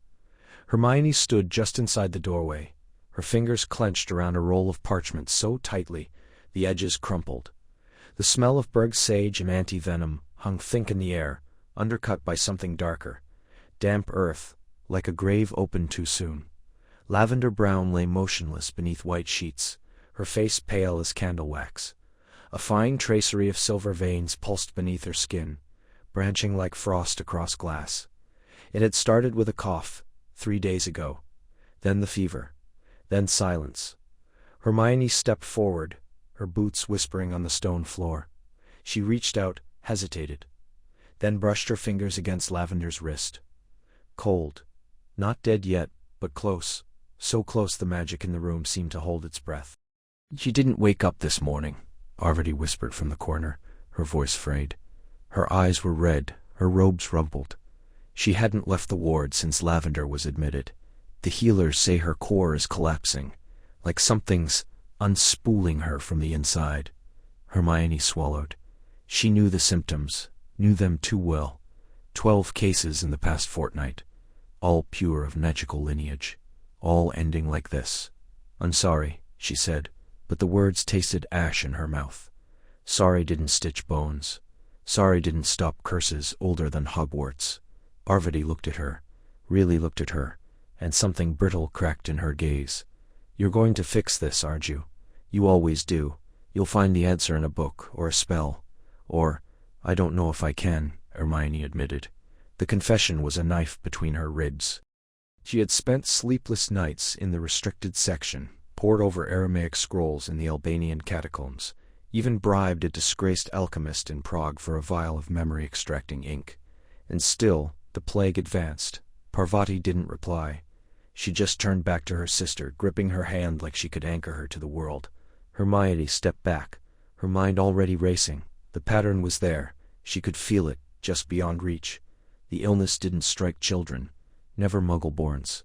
It lingered in the blood, activated by strong magical exertion, and it spread, not through touch, not through breath, through lineage. She turned to leave, her thoughts a storm. "You were her friend once," Parvati said quietly, not looking at her. Hermione paused. "I know. We used to study together. Before everything changed. We all changed," Hermione said softly. "But this is bigger than us. I have to stop it." "And Malfoy?" Parvati asked, voice sharp now. "He's helping you? He knows things," Hermione said. "Ancient magic, blood-binding rituals, things the Ministry buried for a reason." Parvati met up a bitter laugh. "You trust him?" "No," Hermione admitted. "But I need him, and right now, that's enough." She stepped into the corridor, pulling the door shut behind her with a soft click. The silence outside was heavier than the ward's quiet. She leaned against the wall, pressing her forehead to the cool stone. She had read the reports, seen the names. Lavender was the 7th, she'd known personally, and each one made the works. A flicker of movement down the hall. Pale blonde hair, a sweep of grey robes. Draco Malfoy approached, his face unreadable, a slim volume bound and cracked, leather tucked beneath his arm. "She's gone, then?" he asked, voice low. "Not yet," Hermione whispered. "But she will be." He nodded once. No pity, no false comfort, just understanding. "She wasn't the target," he said. "Not really, they never are." "It's the line they're after, the blood." Hermione looked up at him, rain, light catching the grey in his eyes. "Then we find the source. Before there's no one left to save." Malfoy held out the book. "Then we start with this. It's a record of the cleansing of 29, the last time they tried to purify the bloodlines." Hermione took it, the leather cold against her palm, and for the first time since the plague began, she didn't feel alone. Rain lashed against the high-arched windows of the Department of Mysteries, streaking the enchanted glass with silver trails that shimmered like spellwork. Hermione stood with her back to the fire, arms crossed, eyes fixed on the map stretched across the obsidian table. Red pins marked the dead, 42 in the past fortnight, all in Central Europe, all within pure blood families. But not all of them. That was the puzzle. "It's not random," Draco said, stepping inside with a swirl of damp black cloak. He didn't bother hanging it up. Instead, he tossed it over a chair and approached the table, his boots leaving wet prints on the stone. "I've been through the healer logs from Prague, Vienna, even a few from the Carpathians. Same symptoms, fever that burns through cooling charms, veins turning black. Then, silence. No last words, no struggle, just collapse." Hermione exhaled slowly. "We know the symptoms. We need the cause. And I think I've found a pattern." He tapped a long finger on the map, circling 5 isolated villages. These places, no official pure blood registries, no ministry oversight. But if you cross-reference land deeds, marriage contracts, old Wisangamot records, they're all linked. Distant branches of the same bloodlines. She frowned. "Which ones?" "The Zabini line, the Selkirk, the old von Elder family, the the one that supposedly died out in the 1700s. He pulled a rolled parchment from his inner pocket and unfurled it with a snap. I ran a genealogical trace using residual magic from the victims' wands. Blood echoes, really, faint, but there. And look, each one shares a marker. A trace of something, old. Not just ancestry. Legacy magic. The kind that gets passed down through oaths, not just blood. Hermione stepped closer. The parchment glowed faintly under candlelight, swirling with ink that shifted like smoke. She recognized the script. Ancient Sanguimancy, a branch of magic banned after the Blood Wars. You're using blood magic to trace blood magic? I'm using knowledge, he corrected, voice cool. And before you clutch your moral compass, no lives were taken, just residual imprints. The magic remembers, Granger, even when we forget. She didn't answer immediately. Her fingers hovered over the parchment, feeling the faint hum beneath the surface. Like a heartbeat. What kind of legacy? She asked. One tied to purity, he said quietly. Not the kind your lot debate at dinner parties. The old kind. The kind that believes magic must be pruned, kept strong, unmixed. He looked up, gray eyes, sharp. This plague isn't attacking all pure bloods. It's attacking those who think they're pure, but aren't. Someone or something is testing lineage, and failing them. A chill settled between them, heavier than the damp air. You're saying it's a filter, she whispered. A cull, he replied. A curse designed to activate when blood becomes diluted, or false, and it's been sleeping for centuries, waiting. She turned back to the map, her mind racing. Then the outbreaks aren't spreading like a disease. They're triggering, like dominoes. Exactly. He leaned in, pointing to a name near the bottom of the list. Grenwick. Last known descendants of the Selkirk line. Lived in obscurity. Thought they were safe, but someone or something found them. Hermione's breath caught. The curse knows. Draco nodded. It knows lineage. It knows betrayal. It knows lies told across generations. He hesitated. And if I'm right, the cure isn't in a potion, it's in truth. She looked at him, then really looked. The arrogance was still there, in the tilt of his jaw, the set of his shoulders, but beneath it, something else. Focus, conviction. Not the Malfoy of Hogwarts, not the boy who spat the word mudblood like a curse. This was someone who'd spent years buried in forgotten tomes, who understood magic not as power, but as memory. What do we do? She asked. He met her gaze. We find a bloodline that's never lied, one that survived the test, and we see what's different.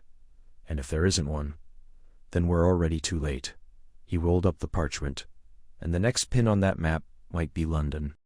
The air in the archives of St. Mungo's tasted of dust and old parchment, thick enough to coat the back of Hermione's throat. Dim, enchanted lanterns hovered at irregular intervals along the towering shelves, casting long, wavering shadows across the spines of books that hadn't been touched in centuries. Somewhere deep in the bowels of the hospital, a patient moaned, a low, guttural sound that echoed through the stone corridors, like a warning. Draco stood a few feet ahead, his pale fingers trailing along a row of cracked leather tomes. His wand was lit with a soft silver glow, illuminating the titles in careful strokes. These aren't just medical records, he murmured. They're classified. Most of these seals are pre-statute. Ministry doesn't even acknowledge they exist. Hermione adjusted her satchel, her fingers brushing the ministry clearance scroll they'd barely managed to obtain.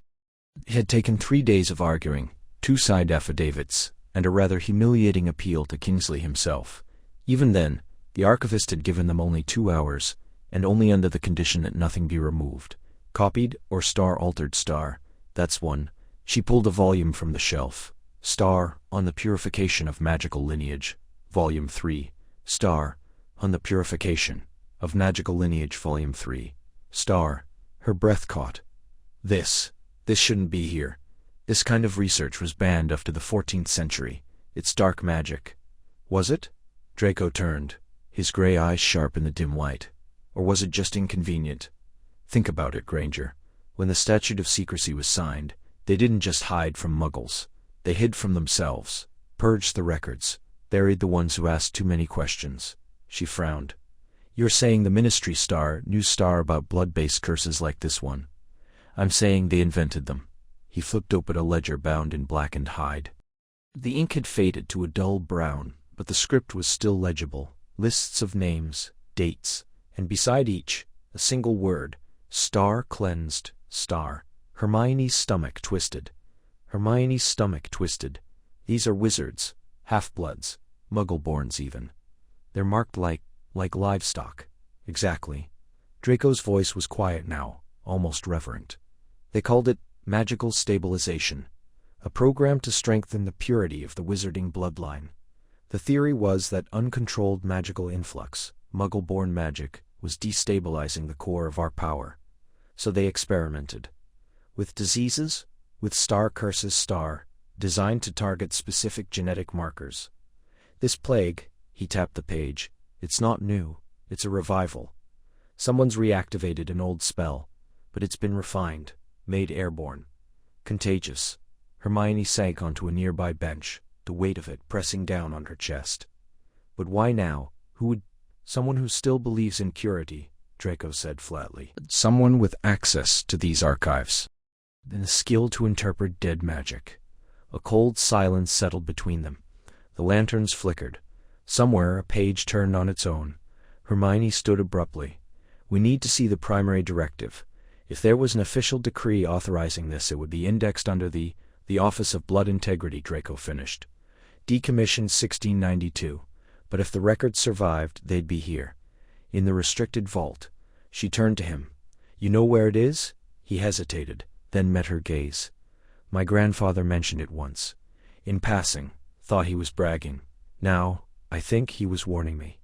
They moved deeper into the archive, past shelves that leaned like drunken sentinels, past jars containing things that pulsed faintly in the dark.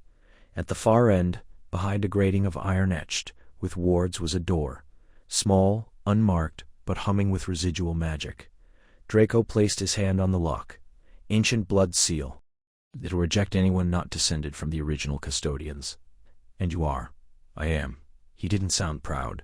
He sounded tired. Lucius was the last to hold the office. Technically, the blood right passes to me. Hermione stepped back. Then open it. He glanced at her. You realize if we're caught, it's not just expulsion. It's Azkaban. We're already past that line, Malfoy. She met his eyes, opened the door. He exhaled, then pressed his palm flat against the iron. A faint blue light spread from his skin, tracing veins in the metal. The lock clicked. The door swung inward with a sigh. Inside, a single scroll rested on a stone pedestal, wrapped in silver thread, and sealed with a crest Hermione recognized from old history texts. The sigil of the Blood Purity Commission. Draco reached for it. Whatever's in here, it's going to change everything. Hermione nodded. Then let's find out what they were so afraid of us knowing. Rain tapped a steady rhythm against the thick glass of the borrowed cottage in the Black Forest, each drop sounding like a whispered secret against the pane. Inside, the fire crackled low, casting long shadows that danced across Hermione's face as she turned a brittle page of the Star Codex of Veiled Remedies Star. Her fingers trembled slightly, not from cold, but from the weight of what they'd uncovered. The symbols matched.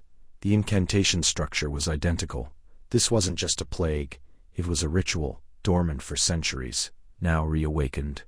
Across the worn oak table, Draco stood with his back to her, gaze fixed on the flames. His posture was rigid, the kind of stillness that came not from calm but from holding something in.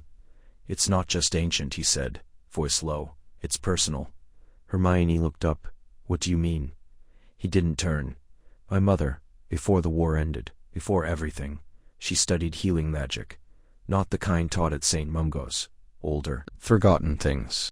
She called it Star Lumina Restituta Star, light restored through sacrifice. Hermione set the book down. I've never heard of it, because it was erased, or tried to be.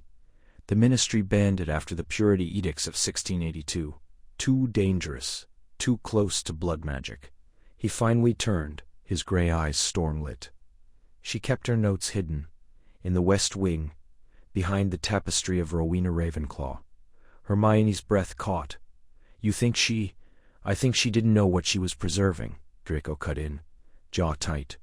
She believed she was saving lives, healing the magically weak, But the texts she copied, they weren't cures. They were conduits. The spell, it doesn't heal. It star judges star, and it uses blood, true lineage, as the measure. A silence settled, thick and suffocating. So the plague, Hermione whispered. It's not random. It's targeting those it deems impure. Draco nodded. And if Narcissa transcribed the ritual, even unknowingly, her magic may have anchored it. A bloodline echo. The curse sleeps, until awakened by a descendant who shares both the knowledge and the blood. Hermione stared at him. You're saying the resurgence began when you started researching this? No. He swallowed.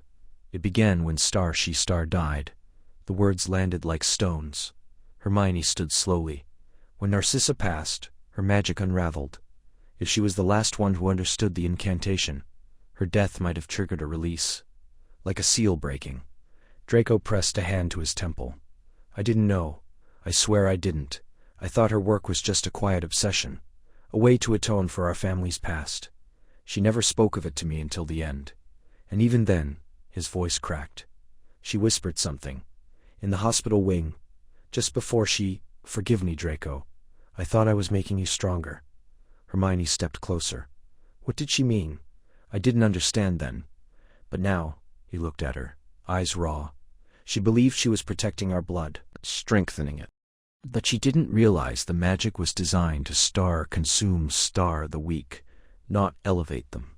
And by preserving it, she gave it a vessel. Me. That's not your fault, Hermione said firmly, isn't it? He let out a bitter laugh. I've spent years distancing myself from my name, from our legacy, but the magic doesn't care about repentance. It only cares about blood. And intent. And my mother's intent, however misguided, was to preserve our purity. That's what activated it. Outside, thunder rolled, low and distant. Hermione reached out, her fingers brushing his arm.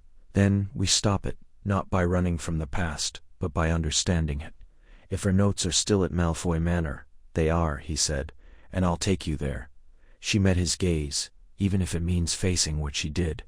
He exhaled, long and slow, especially then.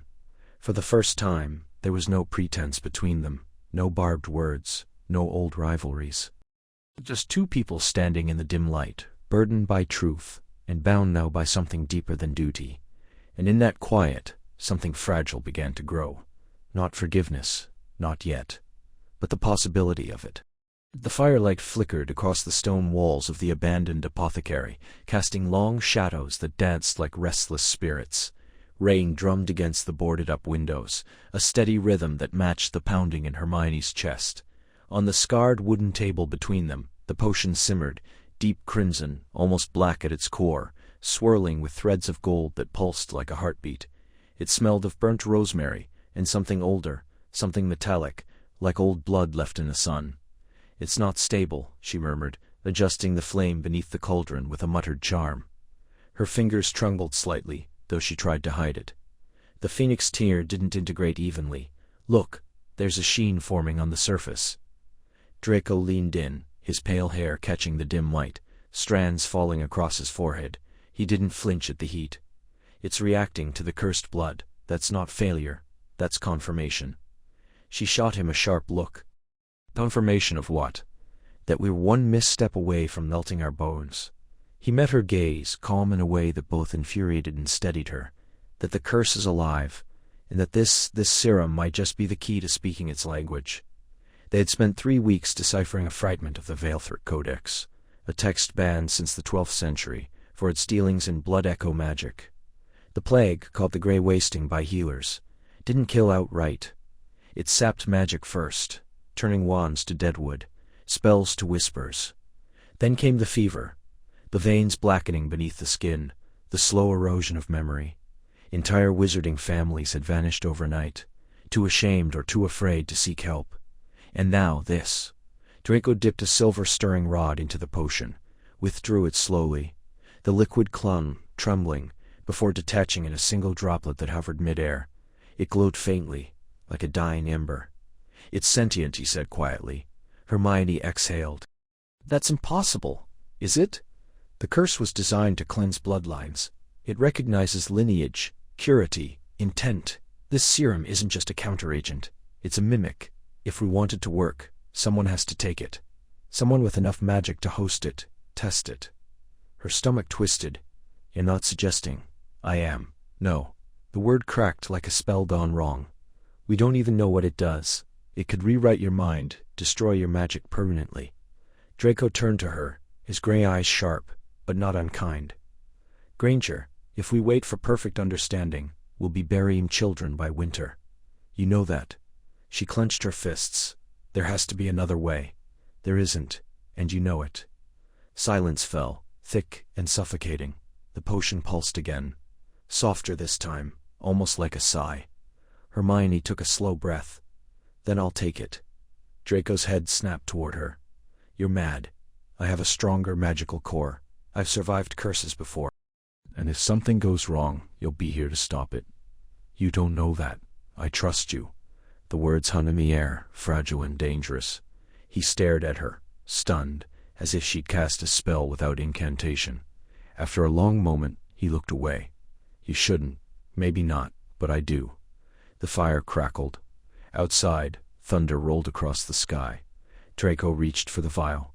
With careful precision, he filled it from the cauldron, the liquid shifting from red to violet as it settled. He handed it to her, his fingers brushing hers, just once. If you start to convulse, I'm reversing it, no matter what you say. She nodded. Fair. She raised the vial. The scent was sharper now. Honey and rust, life and decay intertwined. To the cure, she whispered, and she drank. Rain lashed against the stained glass of the ministry's restricted archives, blurring the sigils etched into the centuries-old panes. Hermione's fingers trembled not from cold, but from fury. The scroll in her hands, fragile, ink fading at the edges, was a reconstruction of the Veilthorn Codex, the very text that had hinted at the origin of the wasting sickness, now claiming lives in Prague, Lyon, and beyond. And someone had already copied it. They weren't supposed to know about this, she whispered, more to herself than to Draco, who stood by the doorway, his wand tip glowing faintly as he traced residual magic along the shelf. They do, he said flatly, and they knew exactly where to look. Hermione turned, the parchment crackling in her grip. Only 5 people had access to this research. 5, and only 3 knew the codex had been authenticated. Draco's jaw tightened. His usual smirk was gone, replaced by a cold precision that reminded her less of the boy she'd once hated, and more of the man who had survived a war by learning when to stay silent. You think it's one of us? I think someone in the Department of Mysteries tipped off Aethercorp, she said, voice low, and they've already published a patent for a stabilized variant of the antivenom we're still struggling to synthesize. He stepped forward, taking a scroll from her. His fingers brushed hers, brief, accidental, but she felt the warmth of his magic, a quiet hum beneath his skin. They'd been working too closely now, their spells intertwining in ways that made her uneasy, not just because of the proximity, but because she could feel his magic responding to hers, like 2 currents pulling toward the same tide. They're calling it Luminova Serum, Draco said, scanning the forged document left behind in the archive. Marketed as a preventative from magical instability. They're selling it to the highest bidders while children in the Rhineland are coughing up silver dust. Hermione pressed a hand to her temple. We were days from isolating the binding agent, the one that requires both a Malfoy and a Granger signature in the ritual matrix. They can't replicate that, not without us. Draco looked up, gray eyes sharp. Unless they don't need to replicate it, maybe they just need to weaponize the opposite. A silence settled between them, thick with implication. The curse wasn't just killing. It was purging magical lineage, targeting those with mixed heritage, those deemed impure by the old blood doctrines. And if someone could reverse the cure into a targeted agent, they're not trying to stop the plague, Hermione breathed. They're trying to control who survives it. Draco turned away, pacing toward the rain-streaked window. My father's old allies still have influence in the Board of Alchemical Standards. Aethercorp's lead researcher, Mira Voss, was engaged to Not Senior before the war. She's no healer. She's a eugenist. Hermione felt the weight of betrayal pressing down, the ministry's trust, the public's hope, all undermined by greed and old hatreds. And worse, she'd signed off on sharing their preliminary data with the Oversight Committee. She'd argued for transparency. "I gave them the door," she said, voice breaking slightly. Draco turned. "You believed in the system. That doesn't make you weak, it makes you different from them." You looked at him, really looked. Rainlight caught the edges of his face, softening the harsh lines. There was no condescension in his gaze, only a quiet understanding that unsettled her more than any insult ever had. "What do we do now?" she asked. He slipped the forged document into his coat. "We stop pretending the cure can be shared with people who see magic as a commodity. We finish the ritual, together. And if they want a weapon, we make sure only we can wield it." Rain lashed against the high windows of the Ministry's research wing, streaking the enchanted glass with silver trails that pulsed like veins. Hermione's fingers trembled as she slammed the last vial into the satchel, her breath short, her mind racing through every incantation, every clause of magical law she'd ever studied. The air smelled of burnt sage and ozone, residue from the failed containment charm. "They're coming," Draco said from the doorway, his wand drawn, eyes fixed on the corridor beyond. His voice was calm, but there was a tightness in his jaw, a flicker in his gray eyes she hadn't seen since their school days. Fear, not for himself, but for the work. "They don't understand," Hermione whispered, zipping the bag with a muttered spell. "They think we're the cause. Doesn't matter what they think," he said, stepping inside and locking the door with a twist of his wrist and a word in ancient parcel tongue, something that made the hinges blacken and groan. "All that matters is that they've ordered our wands snapped and the research incinerated." She looked at him, really looked. The years had carved lines beside his mouth, but his gaze was sharper than ever, honed by exile and study. He'd spent 10 years tracking forgotten healing rites in tombs beneath Alexandria and monasteries in the Carpathians. Now that knowledge made him a criminal. A crash echoed down the hall, shouting, the snap of spells ricocheting off marble. "We have to go, now." He grabbed her arm, not roughly, but with urgency, and pulled her toward the ventilation shaft behind the ruined potion cabinet. It had taken her 3 days to dismantle the wards. Now it was their only escape. She climbed in first, the satchel heavy against her back, the weight of 12 failed cures and 1 fragile lead pressing on her shoulders. Draco followed, sealing the grate behind them with a whispered countercharm that left frost blooming across the metal. The shaft was narrow, cold, lined with old runes that hummed when touched. They crawled in silence, the darkness broken only by the faint blue glow of Draco's wand tip. Every breath echoed, every scrape of cloth sounded like betrayal. After 10 minutes he stopped her with a hand on her ankle. "Listen, voices, close, oars." One of them, Shacklebolt's deputy, was reciting the charges. Unauthorized necromantic experimentation, violation of the International Statute of Secrecy, endangerment of the magical gene pool. "They think we're trying to resurrect the old blood curses," Hermione breathed. Draco's voice was low, dangerous. "They're not entirely wrong, just backwards. We're trying to star them." Another silence. Then the sound of footsteps fading. "We're clear," he said. "For now." They emerged in the disused flue tunnels beneath Level 9, where the flue network once connected to abandoned outposts. Dust clung to the air, thick with the scent of old soot and forgotten fireplaces. Draco tapped a brick with his wand. "This one leads to Hogsmeade, abandoned since the war, but it's unstable. 1 trip, maybe 2. Hermione nodded. "Then we go to the Isle of Dreer. The Codex mentioned a sanctum there, buried beneath the salt marshes. If the curse was born in blood purity, the cure might lie in first magic that rejected it." He looked at her, something unreadable in his eyes. "You're talking about the Oath of Twin Flames. That's myth. Most myths have roots," she said, "and we're out of time." Outside the storm broke fully, thunder rolling over London like a war drum. The Ministry's spire flickered with red warning lights. Lockdown. Draco stepped into the sooty hearth, turned, and held out his hand. Hermione hesitated. This was treason. This was madness. This was their only chance. She took his hand. The fire roared to life, green and wild, and in a single breath they were gone, leaving only ash, silence, and the echo of a world that had already condemned them. The wind howled like a wounded beast, clawing at the thick stone walls of the outpost with icy fingers. Snow fell in relentless waves, airing the path behind them, sealing them in. Hermione Granger leaned against the heavy oak door, her breath ragged, her fingers numb, despite the warming charm she'd cast twice.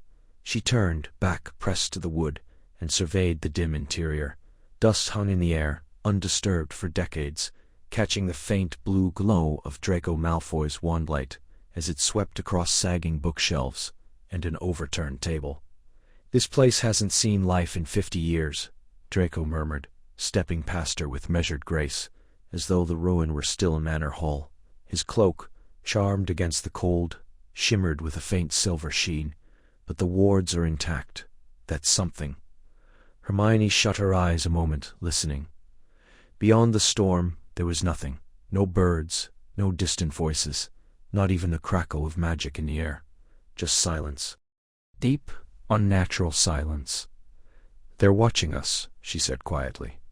"The ones who sent the plague. Someone knows we're here." Draco glanced back, his face half-shadowed. "Let them watch. This place is warded with old magic. Not ministry standard, not Dumbledore's either." He moved to a stone hearth, brushing soot from the mantel. This was a private research outpost. Pre-war, rumors said it belonged to a scholar who studied bloodline curses, real ones, not the pure blood nonsense we grew up with. Hermione's breath caught. "You think he knew about this?" "I think he feared it." Draco knelt, pressing his palm flat against the hearthstone. A faint sigil glowed beneath his hand, 3 interlocking circles, etched in something darker than soot. "This is Illyrian. Ancient. It means containment, or sacrifice. Depends on the dialect." She crouched beside him, pulling her satchel close. "We need to know what he found. If this curse was already known, why was it buried?" A log cracked in the hearth as Draco lit a fire with a whispered spell. Not red and gold, but cold blue, word fire, meant to reveal hidden magic. The flames cast shifting shadows across the walls, and slowly, words began to bleed through the stone. Faint, curving script in a language Hermione didn't recognize at first. Then it clicked. Proto-Slavic, mixed with archaic runes. "It's a journal," she breathed, tracing one line with her wand. He called it the Vein of Ash, a curse that spreads not through touch, but through lineage. It sleeps in blood until triggered by a specific resonance, a spell, a name, a memory. Draco stood, his face taut, and we've been chasing symptoms while the cause hides in ancestry. Outside, the wind stilled abruptly. The snow stopped falling. For one heart-stopping moment, the world seemed to hold its breath. Then a low hum vibrated through the floor, subtle, like the tuning of a distant instrument. Hermione turned sharply. "That's not natural." "No," Draco agreed, wand raised. "It's a counter-resonance. Someone's trying to find us." She pulled a vial from her satchel, crimson liquid swirling inside. "The last sample from Prague.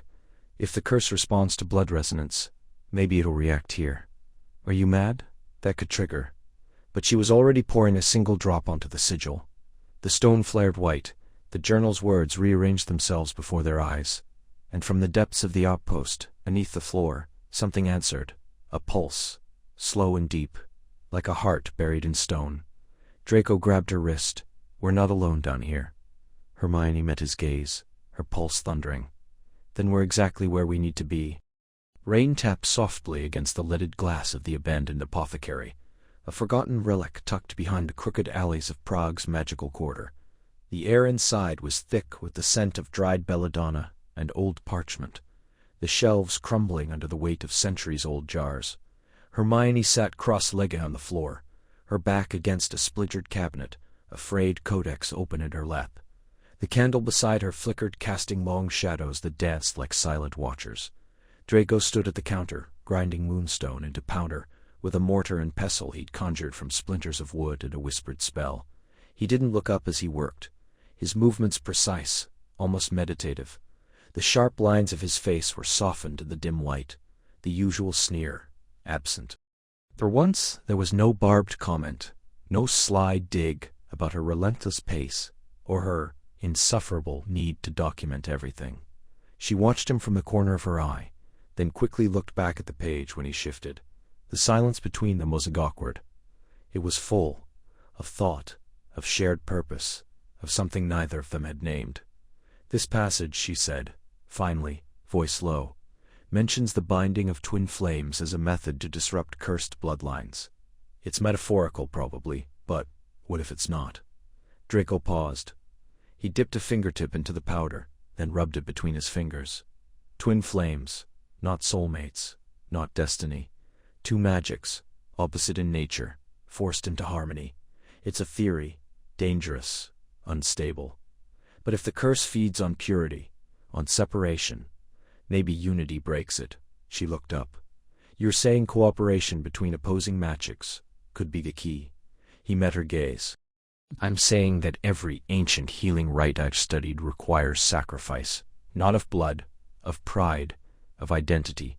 You have to surrender part of yourself to let another's magic in. The words settled between them, heavier than the silence had been. Hermione exhaled slowly. That's why the curse spreads faster among purebloods. They isolate. They deny anything outside their line. It's not just a sickness, it's a test. And we're failing it, he added, almost to himself. A gust of wind rattled the shutters. The candle flame dipped, then rose again. Draco moved to the window, peering through a crack in the wood. They're still out there. Ministry trackers. And worse, vigilantes who think we're spreading this. We're the only ones trying to stop it, she said quietly. He turned. You know, I never thought I'd be standing in a rotting shop in Prague, arguing ancient curse theory with Hermione Granger. She smirked. And I never thought I'd trust Draco Malfoy with my life. Unflattered, truly. But I do, she said, more serious now. Not because you've earned it. Not yet. But because I see it. The effort. You could have refused this mission. You could have stayed in England, hidden behind your name. But you didn't. He looked away, jaw tight. I've spent years trying to outrun what my family was. It's the first time I felt like I might actually fix something. She closed the codex gently. Then we keep going, together. He stepped closer, crouched beside her. The warmth of his presence was unexpected. You're cold, he murmured, noticing her shiver. It's drafty. Without a word, he removed his cloak, dark wool lined with silver thread, and draped it over her shoulders. The fabric still held the heat of his body, and the faint scent of sandalwood and frost clung to it. Thank you, she whispered. Their eyes met. Something passed between them, unspoken, fragile. Not romance, not yet. But understanding, recognition. Outside, the rain fell harder. Inside, the candle burned on. And for the first time, the weight of the world didn't feel like something they carried alone. Rain lashed against the stained glass of the abandoned chapel in the Carpathians, each drop sizzling faintly as it struck the ancient wards etched into the stone. Inside, the air hummed with restrained power, thick with the scent of crushed rue, dried mandrake root, and the metallic tang of blood, not spilled, but offered. Hermione stood at the eastern edge of the ritual circle, her fingers tracing the final glyph into the dust-laden floor with a sliver of phoenix bone. Her hands trembled, not from fear, but from the weight of what they were about to do. Across the circle, Draco knelt, his pale hair shadowing, eyes closed in concentration. The ritual demanded silence until the final invocation, but she could feel his presence like a second pulse in the room, steady where hers threatened to race ahead. The Phoenix ritual, spoken of only in fragments in the Black Vault scrolls, was forbidden for good reason. It didn't heal, it incinerated. They pulled illness from the body by burning the magical core itself, then rebuilt it from ash. If done wrong, it left the subject soulless or worse, a hollow vessel for wandering spirits. She stepped back, wiping dust from her palms onto her robes. The circle glowed now, runes flaring crimson, then gold, then a soft, pulsing white. A single phoenix feather, donated, not stolen, drifted above the center, suspended in invisible currents. We should have more time, she whispered, though she knew he'd hear. Draco opened his eyes. We don't. The plague's accelerating. Warsaw fell yesterday. No survivors under 20 or over 60. It's sorting, Hermione. It knows what it was. She swallowed. They'd seen the camps, the children with silver veins threading their arms, their magic flickering like dying candles. The ministry thought it was a disease. They'd been wrong. This was selection. A purge. Draco rose, unfastening the clasp at his throat. He drew a silver dagger, antique inscribed with runes older than Hogwarts. You know the words? She nodded. But only if we both speak them, simultaneously. Same breath, same intent. If one of us falters, we burn together. He didn't flinch. Better than watching another village turn to silence. They stepped into the circle, standing across from each other, hands raised. The feather dipped, brushing the air between them. Hermione closed her eyes, reaching for the thread of magic that had guided them through Prague's forgotten vaults, through the ruins beneath Rome, through every lie whispered in the name of purity. Fe star ignis eternus. Cor redemptum, star, she began, and star per sanguinum, per flammum, per veritatem, star. Draco finished. The feather caught fire. Flame erupted, not red, not gold, but white-hot, silent, and consuming. It wrapped around them like a serpent, coiling up their limbs, searing through robes, skin, bone. Hermione gasped, but no sound came.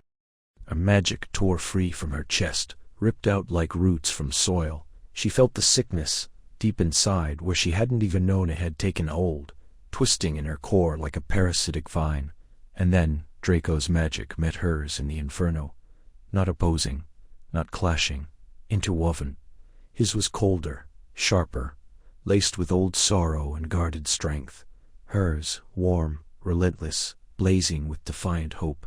Together, they became something else, a current, a storm, a rebirth. The fire didn't destroy, it refined. Visions flashed, her mother's hands teaching her to read. Draco, 10 years old, flinching from his father's voice. A woman in a black veil, chanting over a pyre of bones. A name whispered in blood. Star, Elspeth, the unbroken. Star, the curse had a name, a maker. The fire pulsed. The sickness shrieked, and burned away. They collapsed, as one, gasping, smoke curling from their fingertips. The circle dimmed. The feather, reduced to ash, swirled in a sudden updraft. Draco reached out, his hand brushing hers. "It's in us now," he said, voice raw. The cure, and the memory. Hermione looked at him, really looked. Not as an enemy, not as an ally, as something she couldn't name. "We carry it," she said, "and we break the oath." He smiled, faint and tired. "Took you long enough to agree." The air in the cavern was thick with the scent of burnt herbs and old stone, the walls lined with runes that pulsed faintly, like the breath of a sleeping beast. Torchlight flickered across the obsidian circle, etched into the floor, its edges worn by time but still humming with latent power. Hermione stood at the northern arc, her fingers trembling as she traced the final sigil with dragon's blood ink.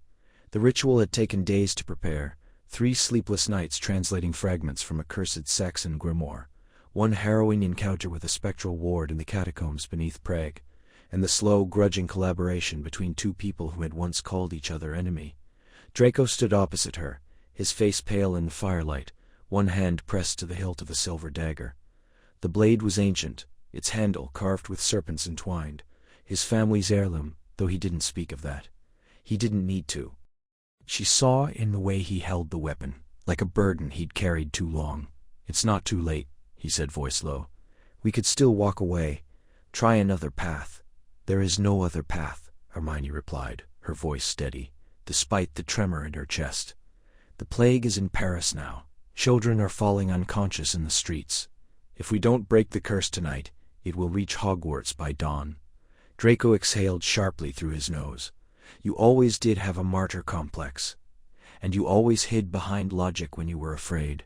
He looked up, gray eyes meeting hers. "I'm not afraid. I'm reckless. There's a difference." She almost smiled. Almost. The ritual, the circle of fire, was not in any ministry-approved text. It predated the international statute of secrecy, older than Hogwarts itself. To break a blood curse of this magnitude, the casters had to offer a piece of their essence, not just blood, but magic, memory, intent. They would have to cut simultaneously, speak the incantation in unison, and let their blood mingle at the center of the circle. If their magic rejected each other, the backlash would incinerate them both. If one faltered, the curse would amplify tenfold. They stepped forward, boots echoing on stone. "On 3, Hermione said. Draco nodded once. 1. She gripped the second dagger, hers forged from rowan and moonsteel. 2. Their eyes locked. Not with hatred, not any more. Something quieter, something that had grown in the silence between arguments, in the way he'd healed her hand after the Prague ward, in the way she'd defended his theories before the Weisengamot. 3. They slashed. Pain flared, sharp, bright. But they held their arms over the circle. Blood dripped, crimson arcs falling toward the center. Hermione's breath came fast, her vision blurring at the edges. She began to chant, the words guttural, half lost in time. Draco joined her, his voice rough but sure. The runes ignited. Flames spiraled upward, not red, but white, pure, blinding. The heat seared, but they did not move. Their blood met in the center, and where it touched, it did not mix. It star-twined star, each star like threads of light, spiraling into a single vein of gold. The ground shook. A voice, no, many voices, rose from beneath the earth, speaking in a tongue that had no name. The curse was fighting back. Hermione's knees buckled. She felt something inside her tearing, not just magic, but memory. Her first day at Hogwarts, the smell of old books, the weight of her parents' wands in her hands after the war. Draco's voice, calling her name in the Department of Mysteries, all of it, pulled toward the fire. She screamed, but kept chanting. Out of the corner of her eye, she saw Draco, blood streaking down his temple, lips moving despite the agony. His fingers twitched. For a moment, she thought he would fall. Then his hand shot out, across the fire, not touching, but reaching. She reached back. And the circle star answered star. The flames collapsed inward, swallowing their blood, their voices, their pain. A silence deeper than night fell. Then, light, not fire, but dawn, soft, warm, spreading through the cavern like breath returning to a frozen body. Hermione collapsed to her knees, gasping. Her arm throbbed, but the wound was already closing, sealed by magic not her own. Draco slumped forward, catching himself on one hand. He looked up, dazed, and for the first time in her life, she saw something like wonder in his eyes. "It worked," he whispered. She nodded, too tired to speak. Outside, far beyond the mountain, the first true sunrise in weeks broke over Europe. The air tasted of ash and burnt sugar, thick with the scent of melting runes.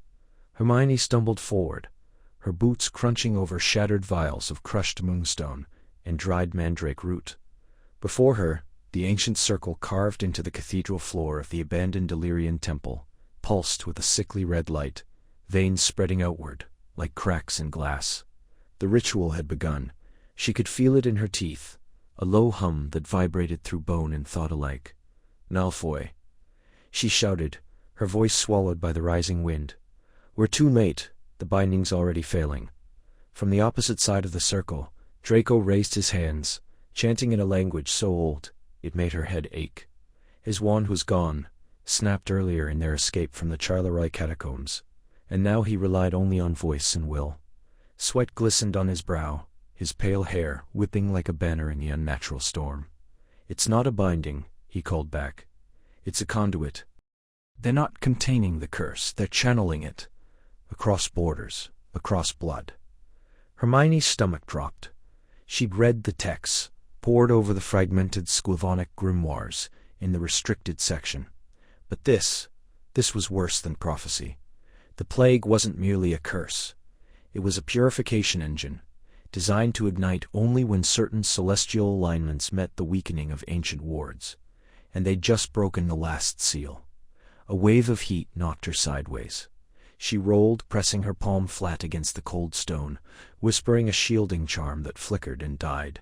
The air shimmered, and for a moment she saw them, ghostly figures in tattered robes, their mouths open in silent screams, consumed by fire, not of this world. The first victims. The original sin. "We have to reverse the flow," she gasped, crawling toward the central plinth, where the obsidian dagger still stood, its blade pulsing with stolen life. "If we can channel it back through the initiators." "They're already dead," Draco snapped. Centuries dead. This thing runs on memory, Granger. On belief. It doesn't need conductors. It needs witnesses. Her breath hitched. Then we stop being witnesses. She reached the dagger. The moment her fingers brushed the hilt, images exploded behind her eyes. Children burning in their cribs. Libraries turning to cinders. The sky splitting open over Prague as witches fell like stars. A sob tore from her throat, but she didn't let go. Instead, she twisted the blade counterclockwise. The world screamed. Flames erupted from the grooves in the floor, spiraling upward in a vortex of crimson and gold. Hermione was thrown back, her robe singed at the edges, her hair clinging to her face with sweat. Draco lunged, grabbing her arm and yanking her behind a crumbling pillar, just as the ceiling cracked, raining down enchanted mortar that hissed like serpents. "We need to merge our magic," he said, voice low and urgent. "Not just combine, merge, like the oath. You know the words." She stared at him. "The oath of two bloods? That's not just forbidden. It's deadly? Yes. I'd rather die than watch another village burn because we were too afraid to try." The flames were closing in, lapping at the edges of the pillars, devouring centuries of silence. She could feel the curse in her veins now, not as illness, but as recognition. As if part of her had always known this moment would come. "Blood to blood," she whispered. "Magic to magic," he finished. They clasped hands. His skin was cold despite the heat. Together, they began the incantation, syllables that had not been spoken since the schism of '83, when twin healers sealed a dying star beneath the Carpathians. The ground trembled. The dagger rose into the air, spinning, its shadow stretching across the walls like a sundial of sorrow.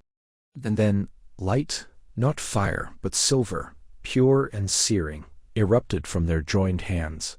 It coiled around the flames, not fighting, but rewriting. The air stilled. The screams faded. For a heartbeat, there was only silence. Then the temple exhaled. They collapsed, gasping, the world dimming at the edges. Smoke curled from Draco's sleeves.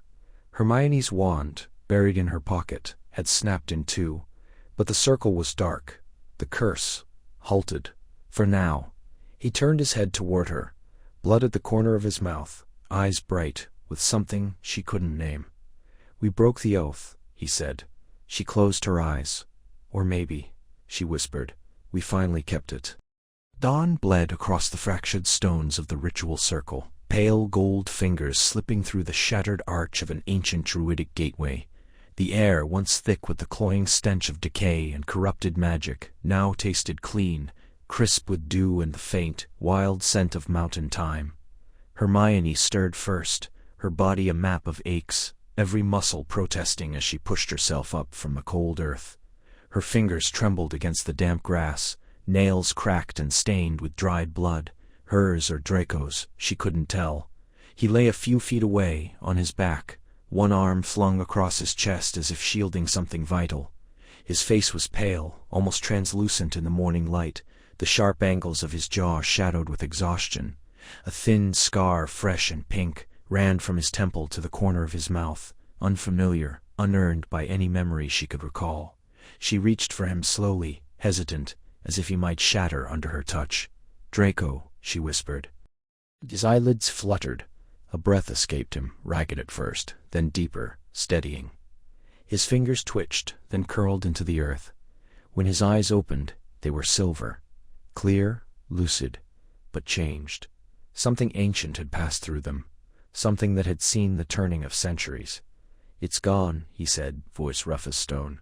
"The plague. I can feel it. Gone." She nodded, throat tight. "So can I." There was no hum of sickness in the air, no weight pressing against her magic. For the first time in months, her wand didn't ache in her pocket. The world felt lighter, as if a great invisible chain had been severed. But they both knew the cost. She looked down at her left hand. The ring was gone, the twisted band of blackened silver they had forged from their combined magic, the vessel of the oath. It had burned away in the final incantation, fused into their skin before dissolving into smoke and ash. Where it had been, a faint tracery of scars remained, shaped like interwoven runes. His hand bore the same mark. "We broke it," she said. "The oath. We were supposed to bind ourselves to the curse to end it, to become its keepers. But we refused. We broke the cycle. He sat up slowly, wincing as he touched the base of his neck. We didn't just break it, we rewrote it, with our blood, our magic, our names spoken in unison. We didn't submit.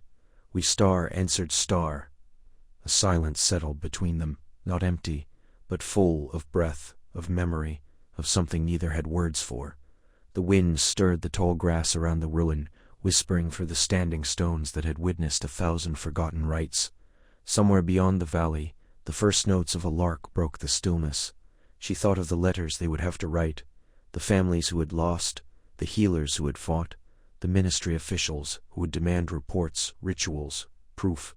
But for now there was only this, the two of them, alive, changed and unbound. Draco turned to her, his gaze steady. "You could have let me take the final burden. The spell was designed for one. And you could have done the same," she said softly. "But you didn't. You waited. For me." He looked away, just for a moment, toward the rising sun. "I didn't trust fate. I trusted you." She exhaled, a breath she felt she'd been holding for years. The weight of the mission, the fear, the sleepless nights poring over cursed manuscripts in forgotten monasteries, it all receded, not forgotten, but transformed. They had walked through fire, and something new had been forged in its wake. The magic between them still hummed, quiet now, but present. Not in spells or charms, but in the way his shoulder brushed hers as he stood, the way her hand found his without thought as they stepped out of the circle, leaving the ruins behind. The world was healing, and so slowly were they. Rain slicked the cobbles of Diagon Alley, turning the ancient stones into dark mirrors that reflected the bruised twilight sky.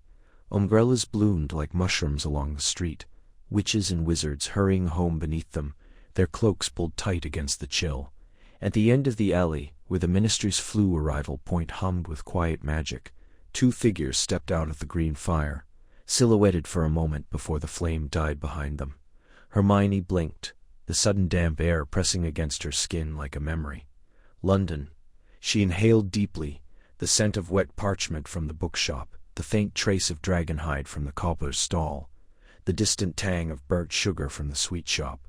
It was all still here, still whole. Draco stood beside her, his coat collar turned up, one hand absently brushing soot from his sleeve. He didn't speak. He hadn't much since they'd left the Carpathians, since the final incantation had unraveled the curse beneath the ruins of Raxmar Keep. But she had grown used to his silence, the kind that wasn't empty, but full, like a held breath. "They'll want a report," he said at last, voice low, almost lost beneath the patter of rain. "Yes," she replied. "And a debrief, and probably a medal, or two." He glanced at her then, a flicker of something in his gray eyes, amusement, weariness. She couldn't tell. "You'll get the gold one, I'll get the one with the tarnished edge." She almost smiled, almost. "You saved lives, Draco. More than you know, and broke at least 7 ancient accords in the process. Don't pretend the Wizengamot won't remember that." They began to walk side by side, neither quite leading. The whispers began before they'd gone 10 paces. "It's them, the ones from the news. Granger and Malfoy. Together? I never thought I'd see it." Some voices were hushed with awe. Others, edged with suspicion. A woman clutching a stack of spill books pulled her child closer as they passed. A wizard in ministry robes stared just a second too long before turning abruptly away.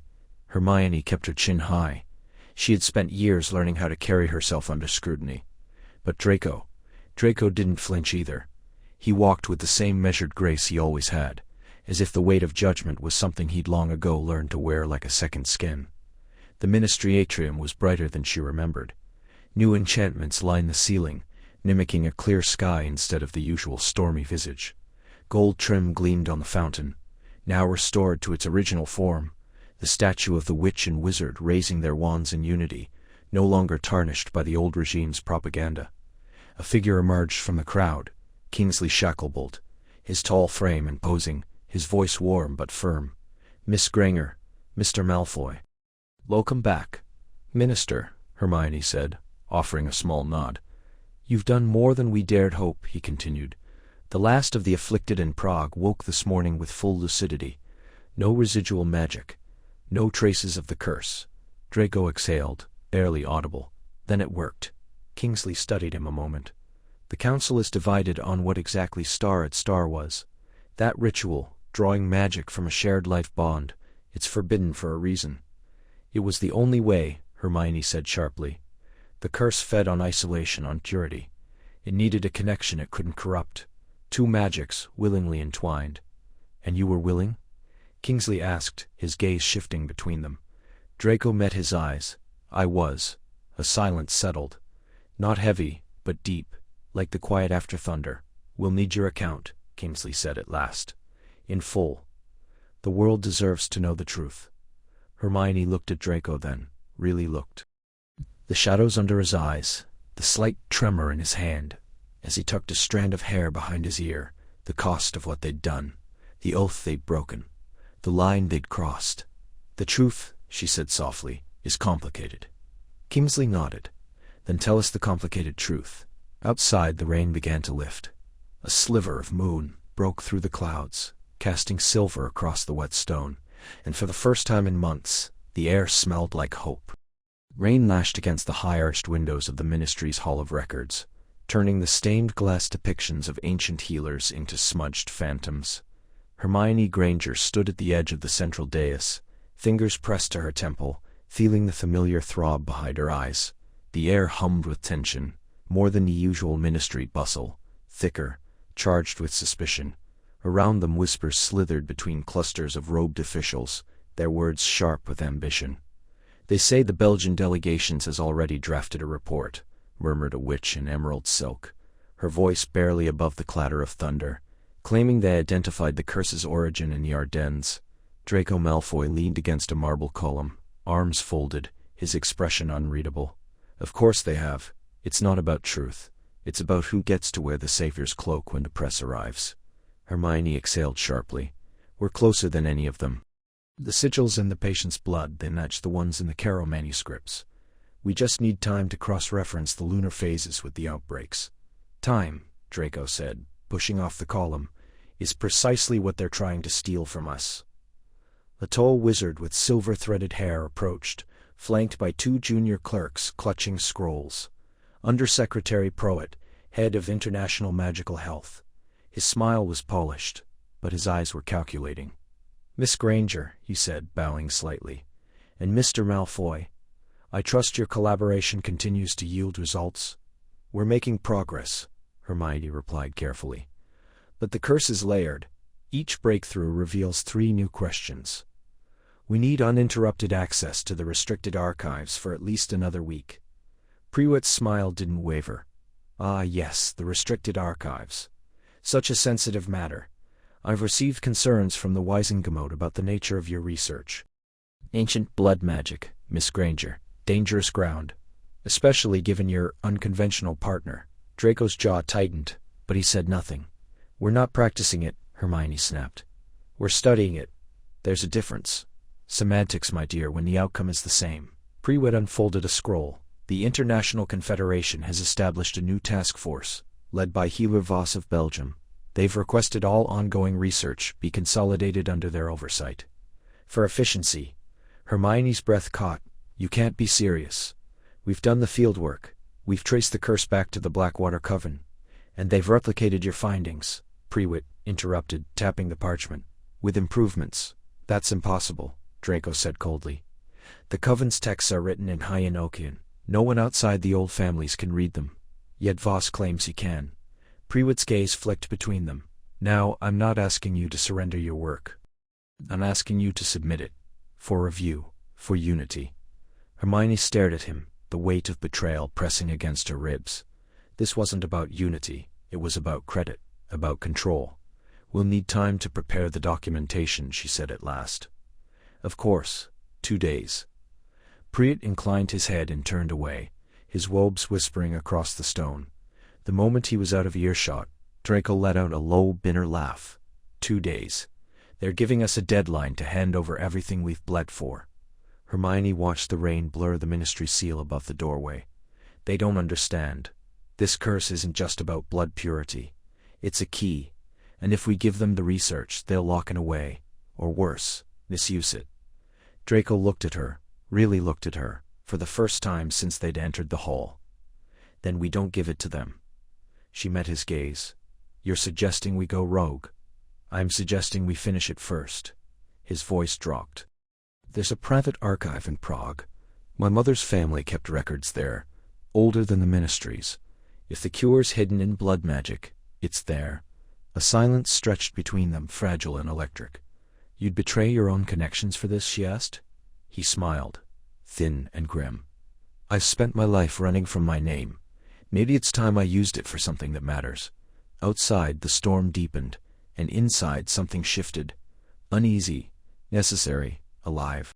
The dream began not with sound, but with silence. A silence so thick it pressed against Hermione's eardrums like underwater pressure. She stood in a long candlelit hall, its stone walls carved with runes that pulsed faintly, like dormant hearts. The air smelled of old parchment, damp earth, and something metallic, like blood left too long in the sun. Her breath fogged before her, though the cold didn't bite. It simply was star, for ancient, and patient, and patient. She knew this place, not from books, not from memory, but from the ritual. The same one she and Draco had performed 3 nights ago, beneath the blackened arch of the cursed oak, their hands bound with silver thread, their voices chanting syllables that had no place in modern magic. The oath.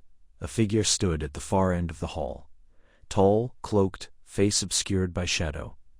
But she felt its gaze like a blade between her ribs. "Who are you?" she asked, but her voice didn't echo. It vanished, swallowed whole. The figure raised a hand, palm up.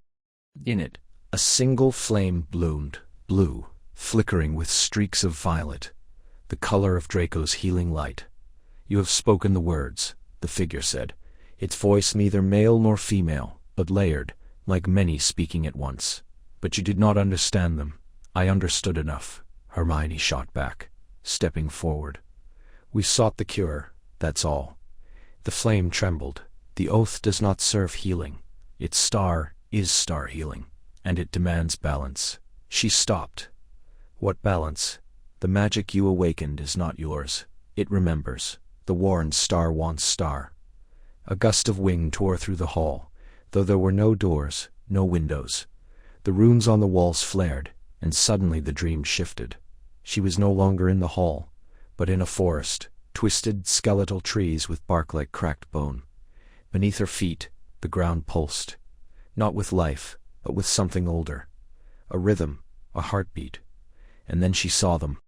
Figures in tattered robes, their faces blurred, as though time itself refused to hold them. They circled a fire, chanting. Blood ran from their palms into a stone basin.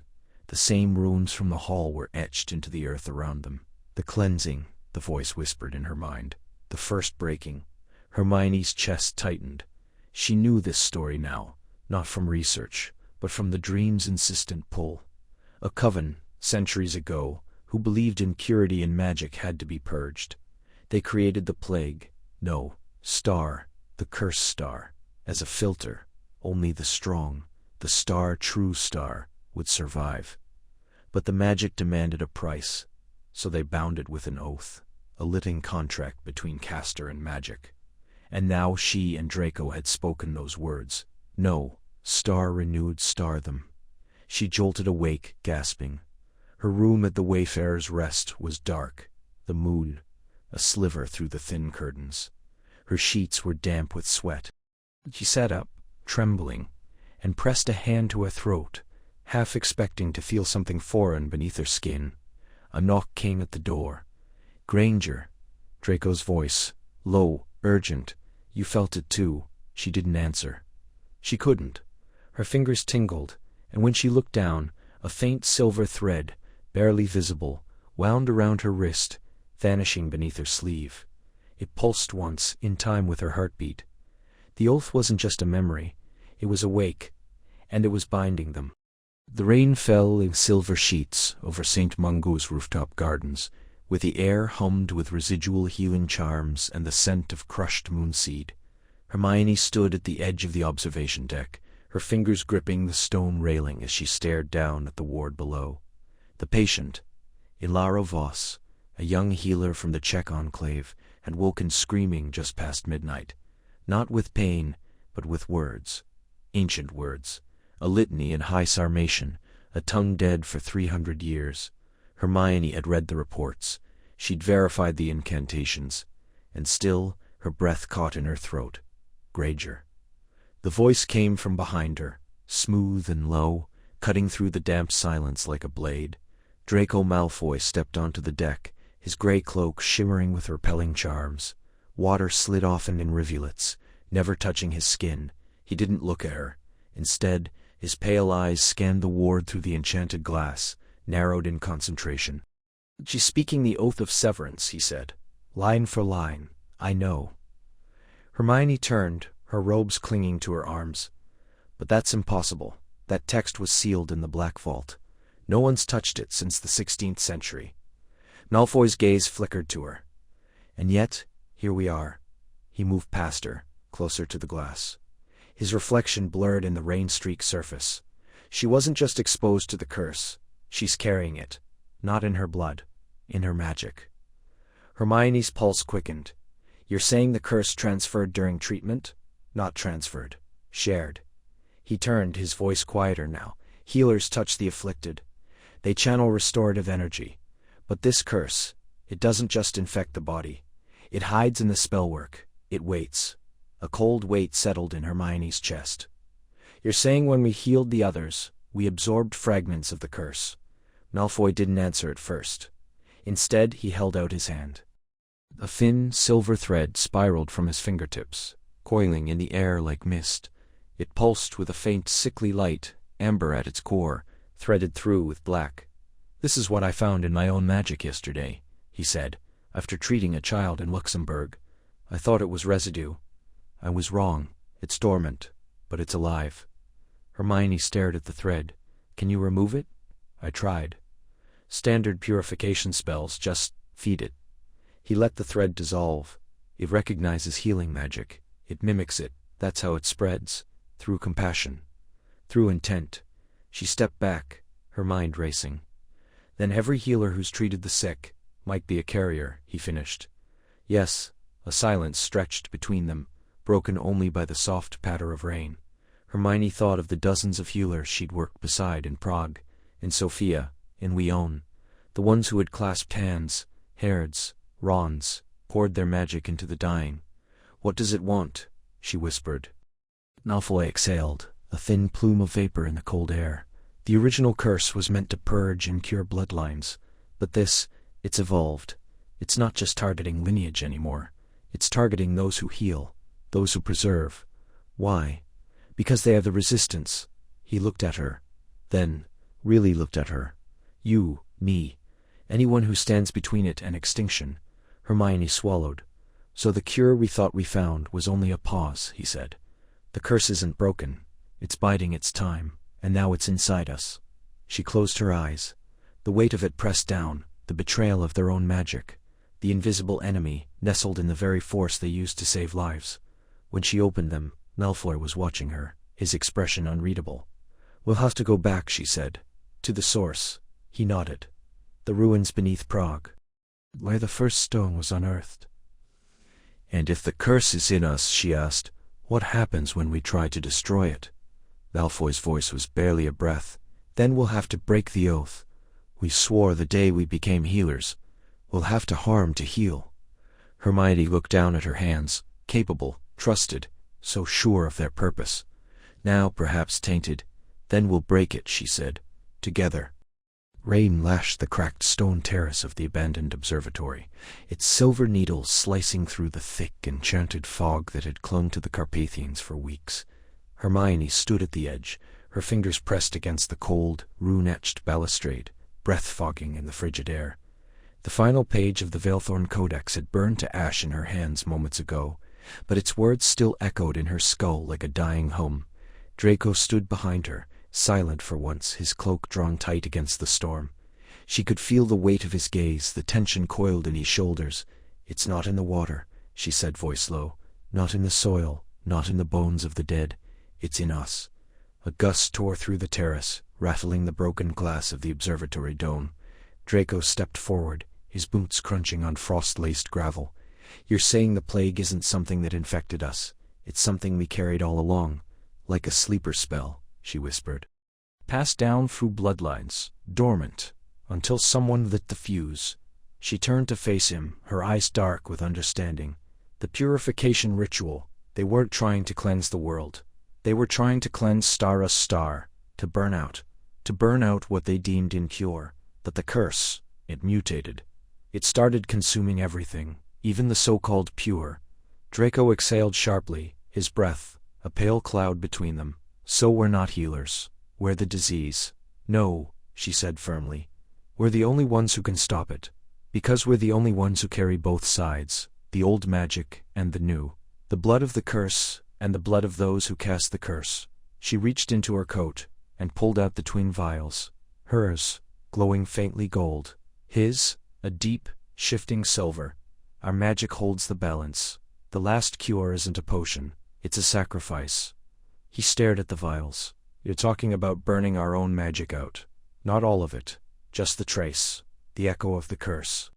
The part that answers to the ritual's call." She met his eyes. "If we don't do this, it'll rise again. In another generation, another continent. It'll never end." Silence stretched, broken only by the wind and the distant roll of thunder. Draco's jaw tightened. He had spent his life defending his name, his blood, his legacy. And now, to save thousands, he had to willingly scar the very core of who he was. "And if it doesn't work," he asked, "then we die trying." She held out the vials. Together, he looked at her, really looked. Not the girl who bested him in every class, not the war hero, not the insufferable know-it-all, but Hermione, who had followed him into cursed ruins, who had stitched his side with trembling hands, who had argued with him for days over a single glyph, and still brought him tea at dawn, the one who had not once flinched from the darkness in him. After a long moment, he took his vial. "Always dramatic, Granger." A faint smile touched her lips. "Learn it from you, Malfoy." They stepped into the center of the terrace, where the ancient runes of binding still pulsed beneath the stone. Hermione uncorked her vial. Draco did the same. The liquids inside swirled, drawn together by an invisible force, rising like twin serpents into the storm-lit sky. She gripped his hand, warm, calloused, real. "On 3, she said. 1, he whispered. 2. Lightning split the clouds. 3. They poured the magic into the circle.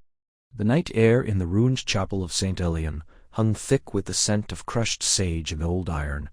Rain tapped a steady rhythm on the cracked stone roof, each drop echoing like a heartbeat through the hollow vault. Candles flickered in a circle of black salt, their flames pooling in shallow dishes of silver.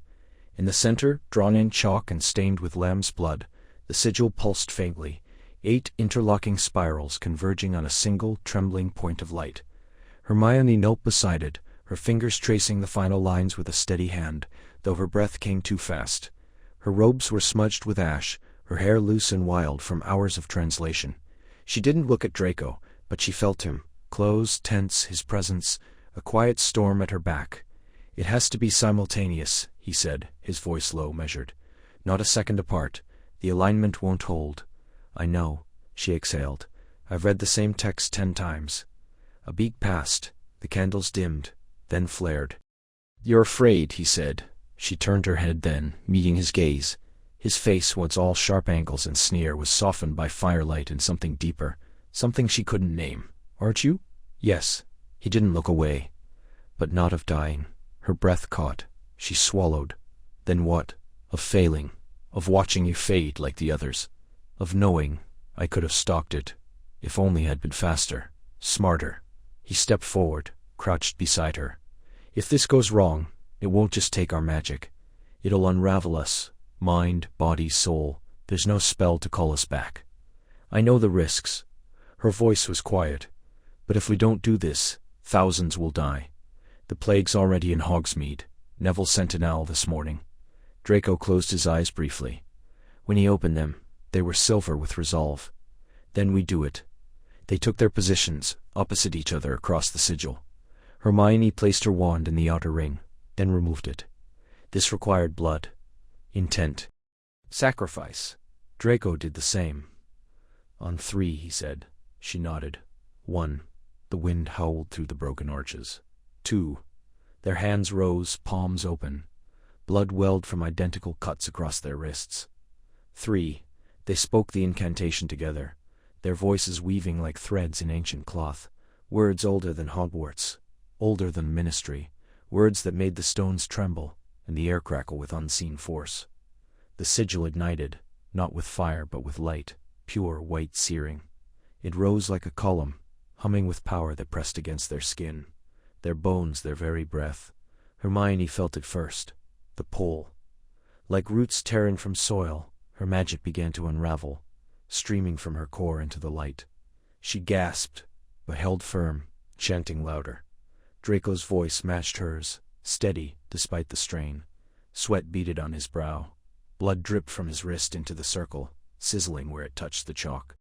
The columns split, 2 streams now, one silver, one gold, twisting around each other like serpents.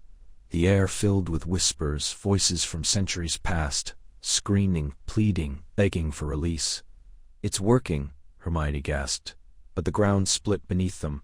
Cracks raced outward from the sigil. The light flared, too bright, too hot. "No," Draco shouted. "It's overloading." She saw it then, the flaw. The curse wasn't just in the bloodlines, it was in the balance. Their magic, light and dark, Gryffindor and Slytherin, love and legacy, had to merge completely, not just shared, surrendered. "Draco, our hands," she cried. Now, he didn't hesitate. Across the burning circle he reached. Their fingers clasped. Pain exploded, white, endless, then silence. And in that silence, something new began. The air in the chamber tasted of burnt sage and old iron, thick with the residue of magic pushed beyond its limits. Hermione's hands trembled where they remained clasped with Draco's, their fingers still interlaced over the ancient sigil carved into the stone floor. A faint pulsing light, shifting between silver and deep emerald, coursed beneath their palms, like a heartbeat buried in the earth. Around them, the ruins of the Veilthorn sanctuary groaned softly, the fractured arches and crumbling pillars settling as if exhaling, after centuries of strain. It was done.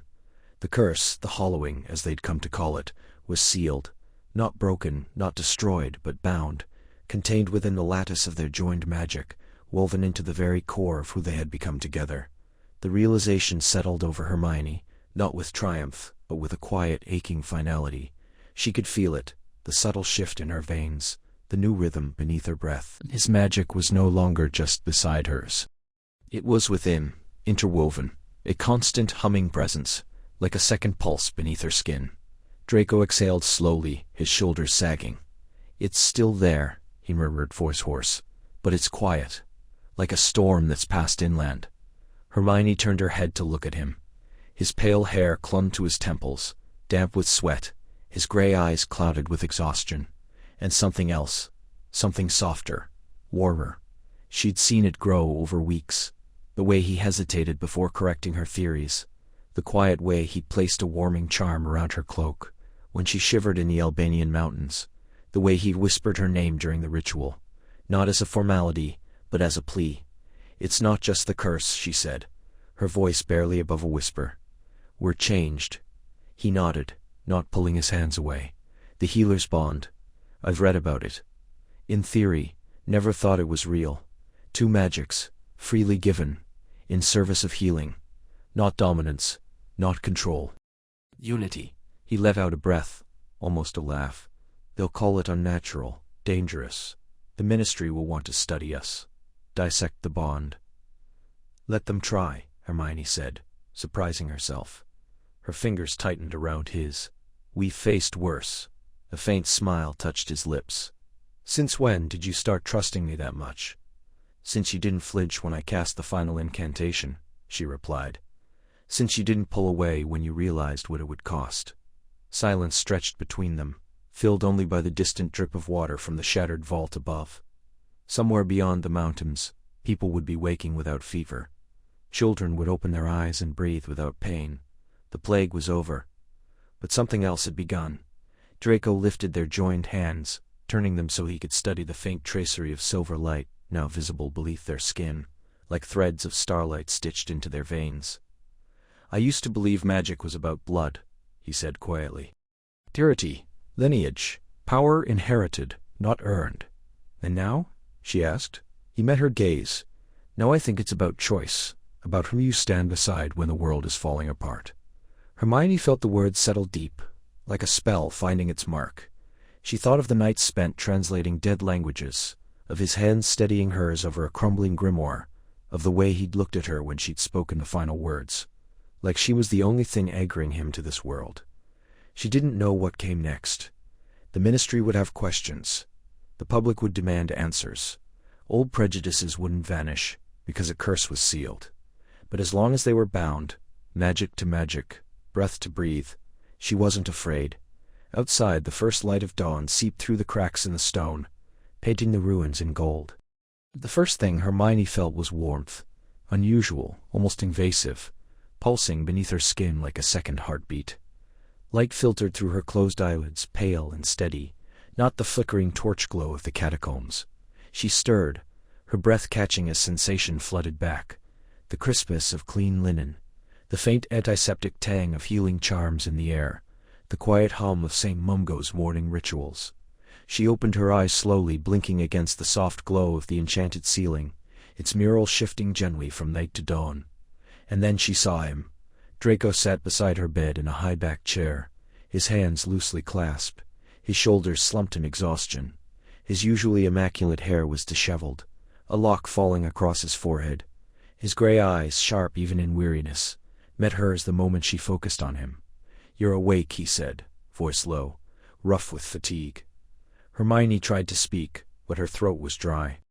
He reached for a glass of water with a flick of his wand, holding the straw to her lips without a word. She sipped the cool liquid, soothing the ache. "How long?" she managed. 3 days, he replied. "The healers weren't sure you'd wake at all. Not after what we did."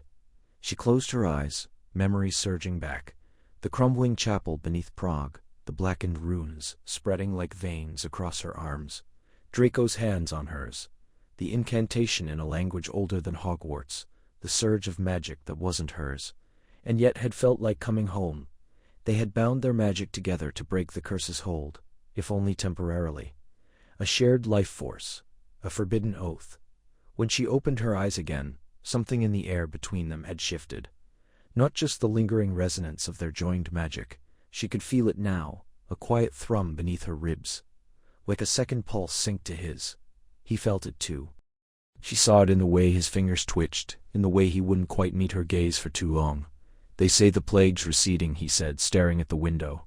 "In Vienna, then Berlin, now even Paris. Like the moment we severed the curse's anchor, it began to unravel." "That's good," she whispered. "It's not over," he said sharply. "The source is still out there, the one who awakened it."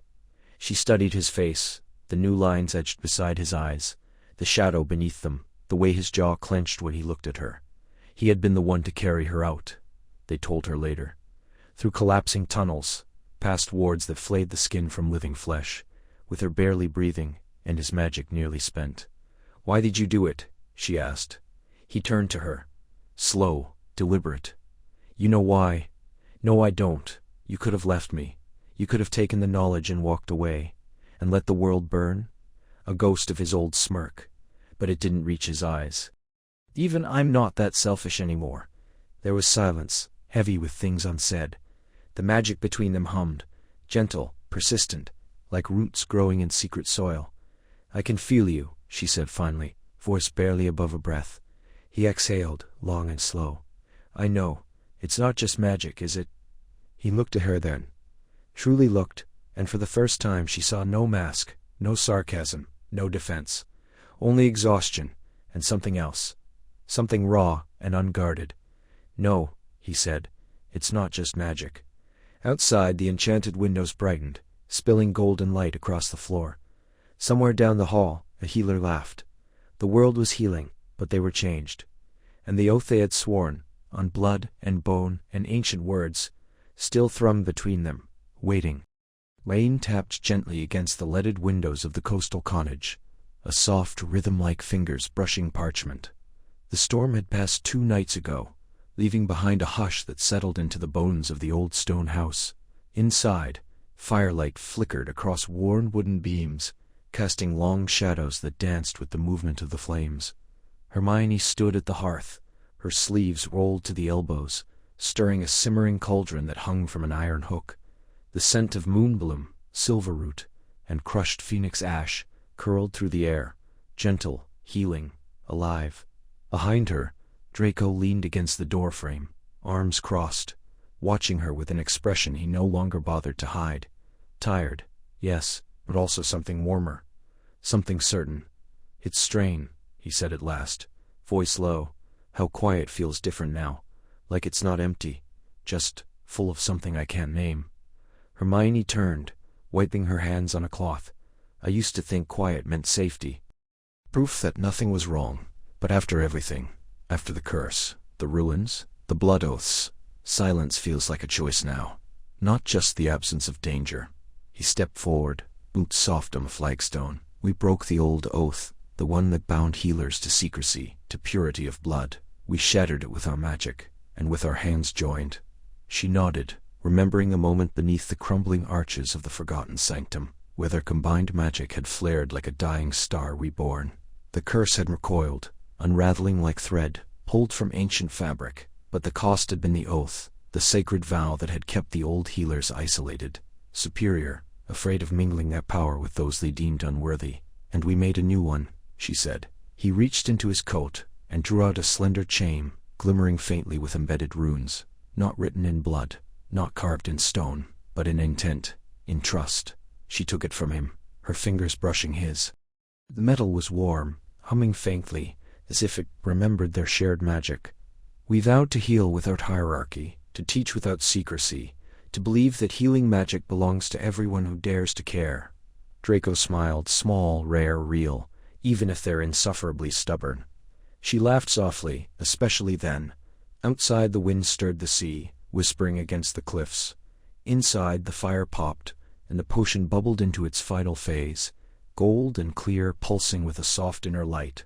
A cure not just for the plague, but for the fear that had fed it. "We'll start in Hogsmeade," she said, "then move to the smaller villages. Then, everywhere," he finished. "No more hiding, no more bloodlines deciding who deserves to be saved." She looked at him then, really looked. Not at the boy he had been, nor the man his family wanted, but at the one who had stayed awake for 3 nights to decode a dead language, who had placed his hand over hers when the curse nearly took her, who had whispered, "I choose you, not as a surrender, but as a beginning." "I used to think courage was knowing all the answers," she said quietly. "Now I think it's not knowing, and choosing to act anyway." He stepped closer, close enough that she could see the faint scar along his jaw, the one from when the curse had lashed out during the final ritual. "Then we're both brave now, aren't we?" She reached up, fingertips grazing the mark, or finally honest. And then, without ceremony, without spell or vow, he kissed her. It was not desperate nor frantic, but slow, like the turning of a page, like a promise unfolding. The firelight wrapped around them, the potion glowed, and somewhere beyond the sea, a new dawn crept over the edge of the world. They would carry the cure, and each other,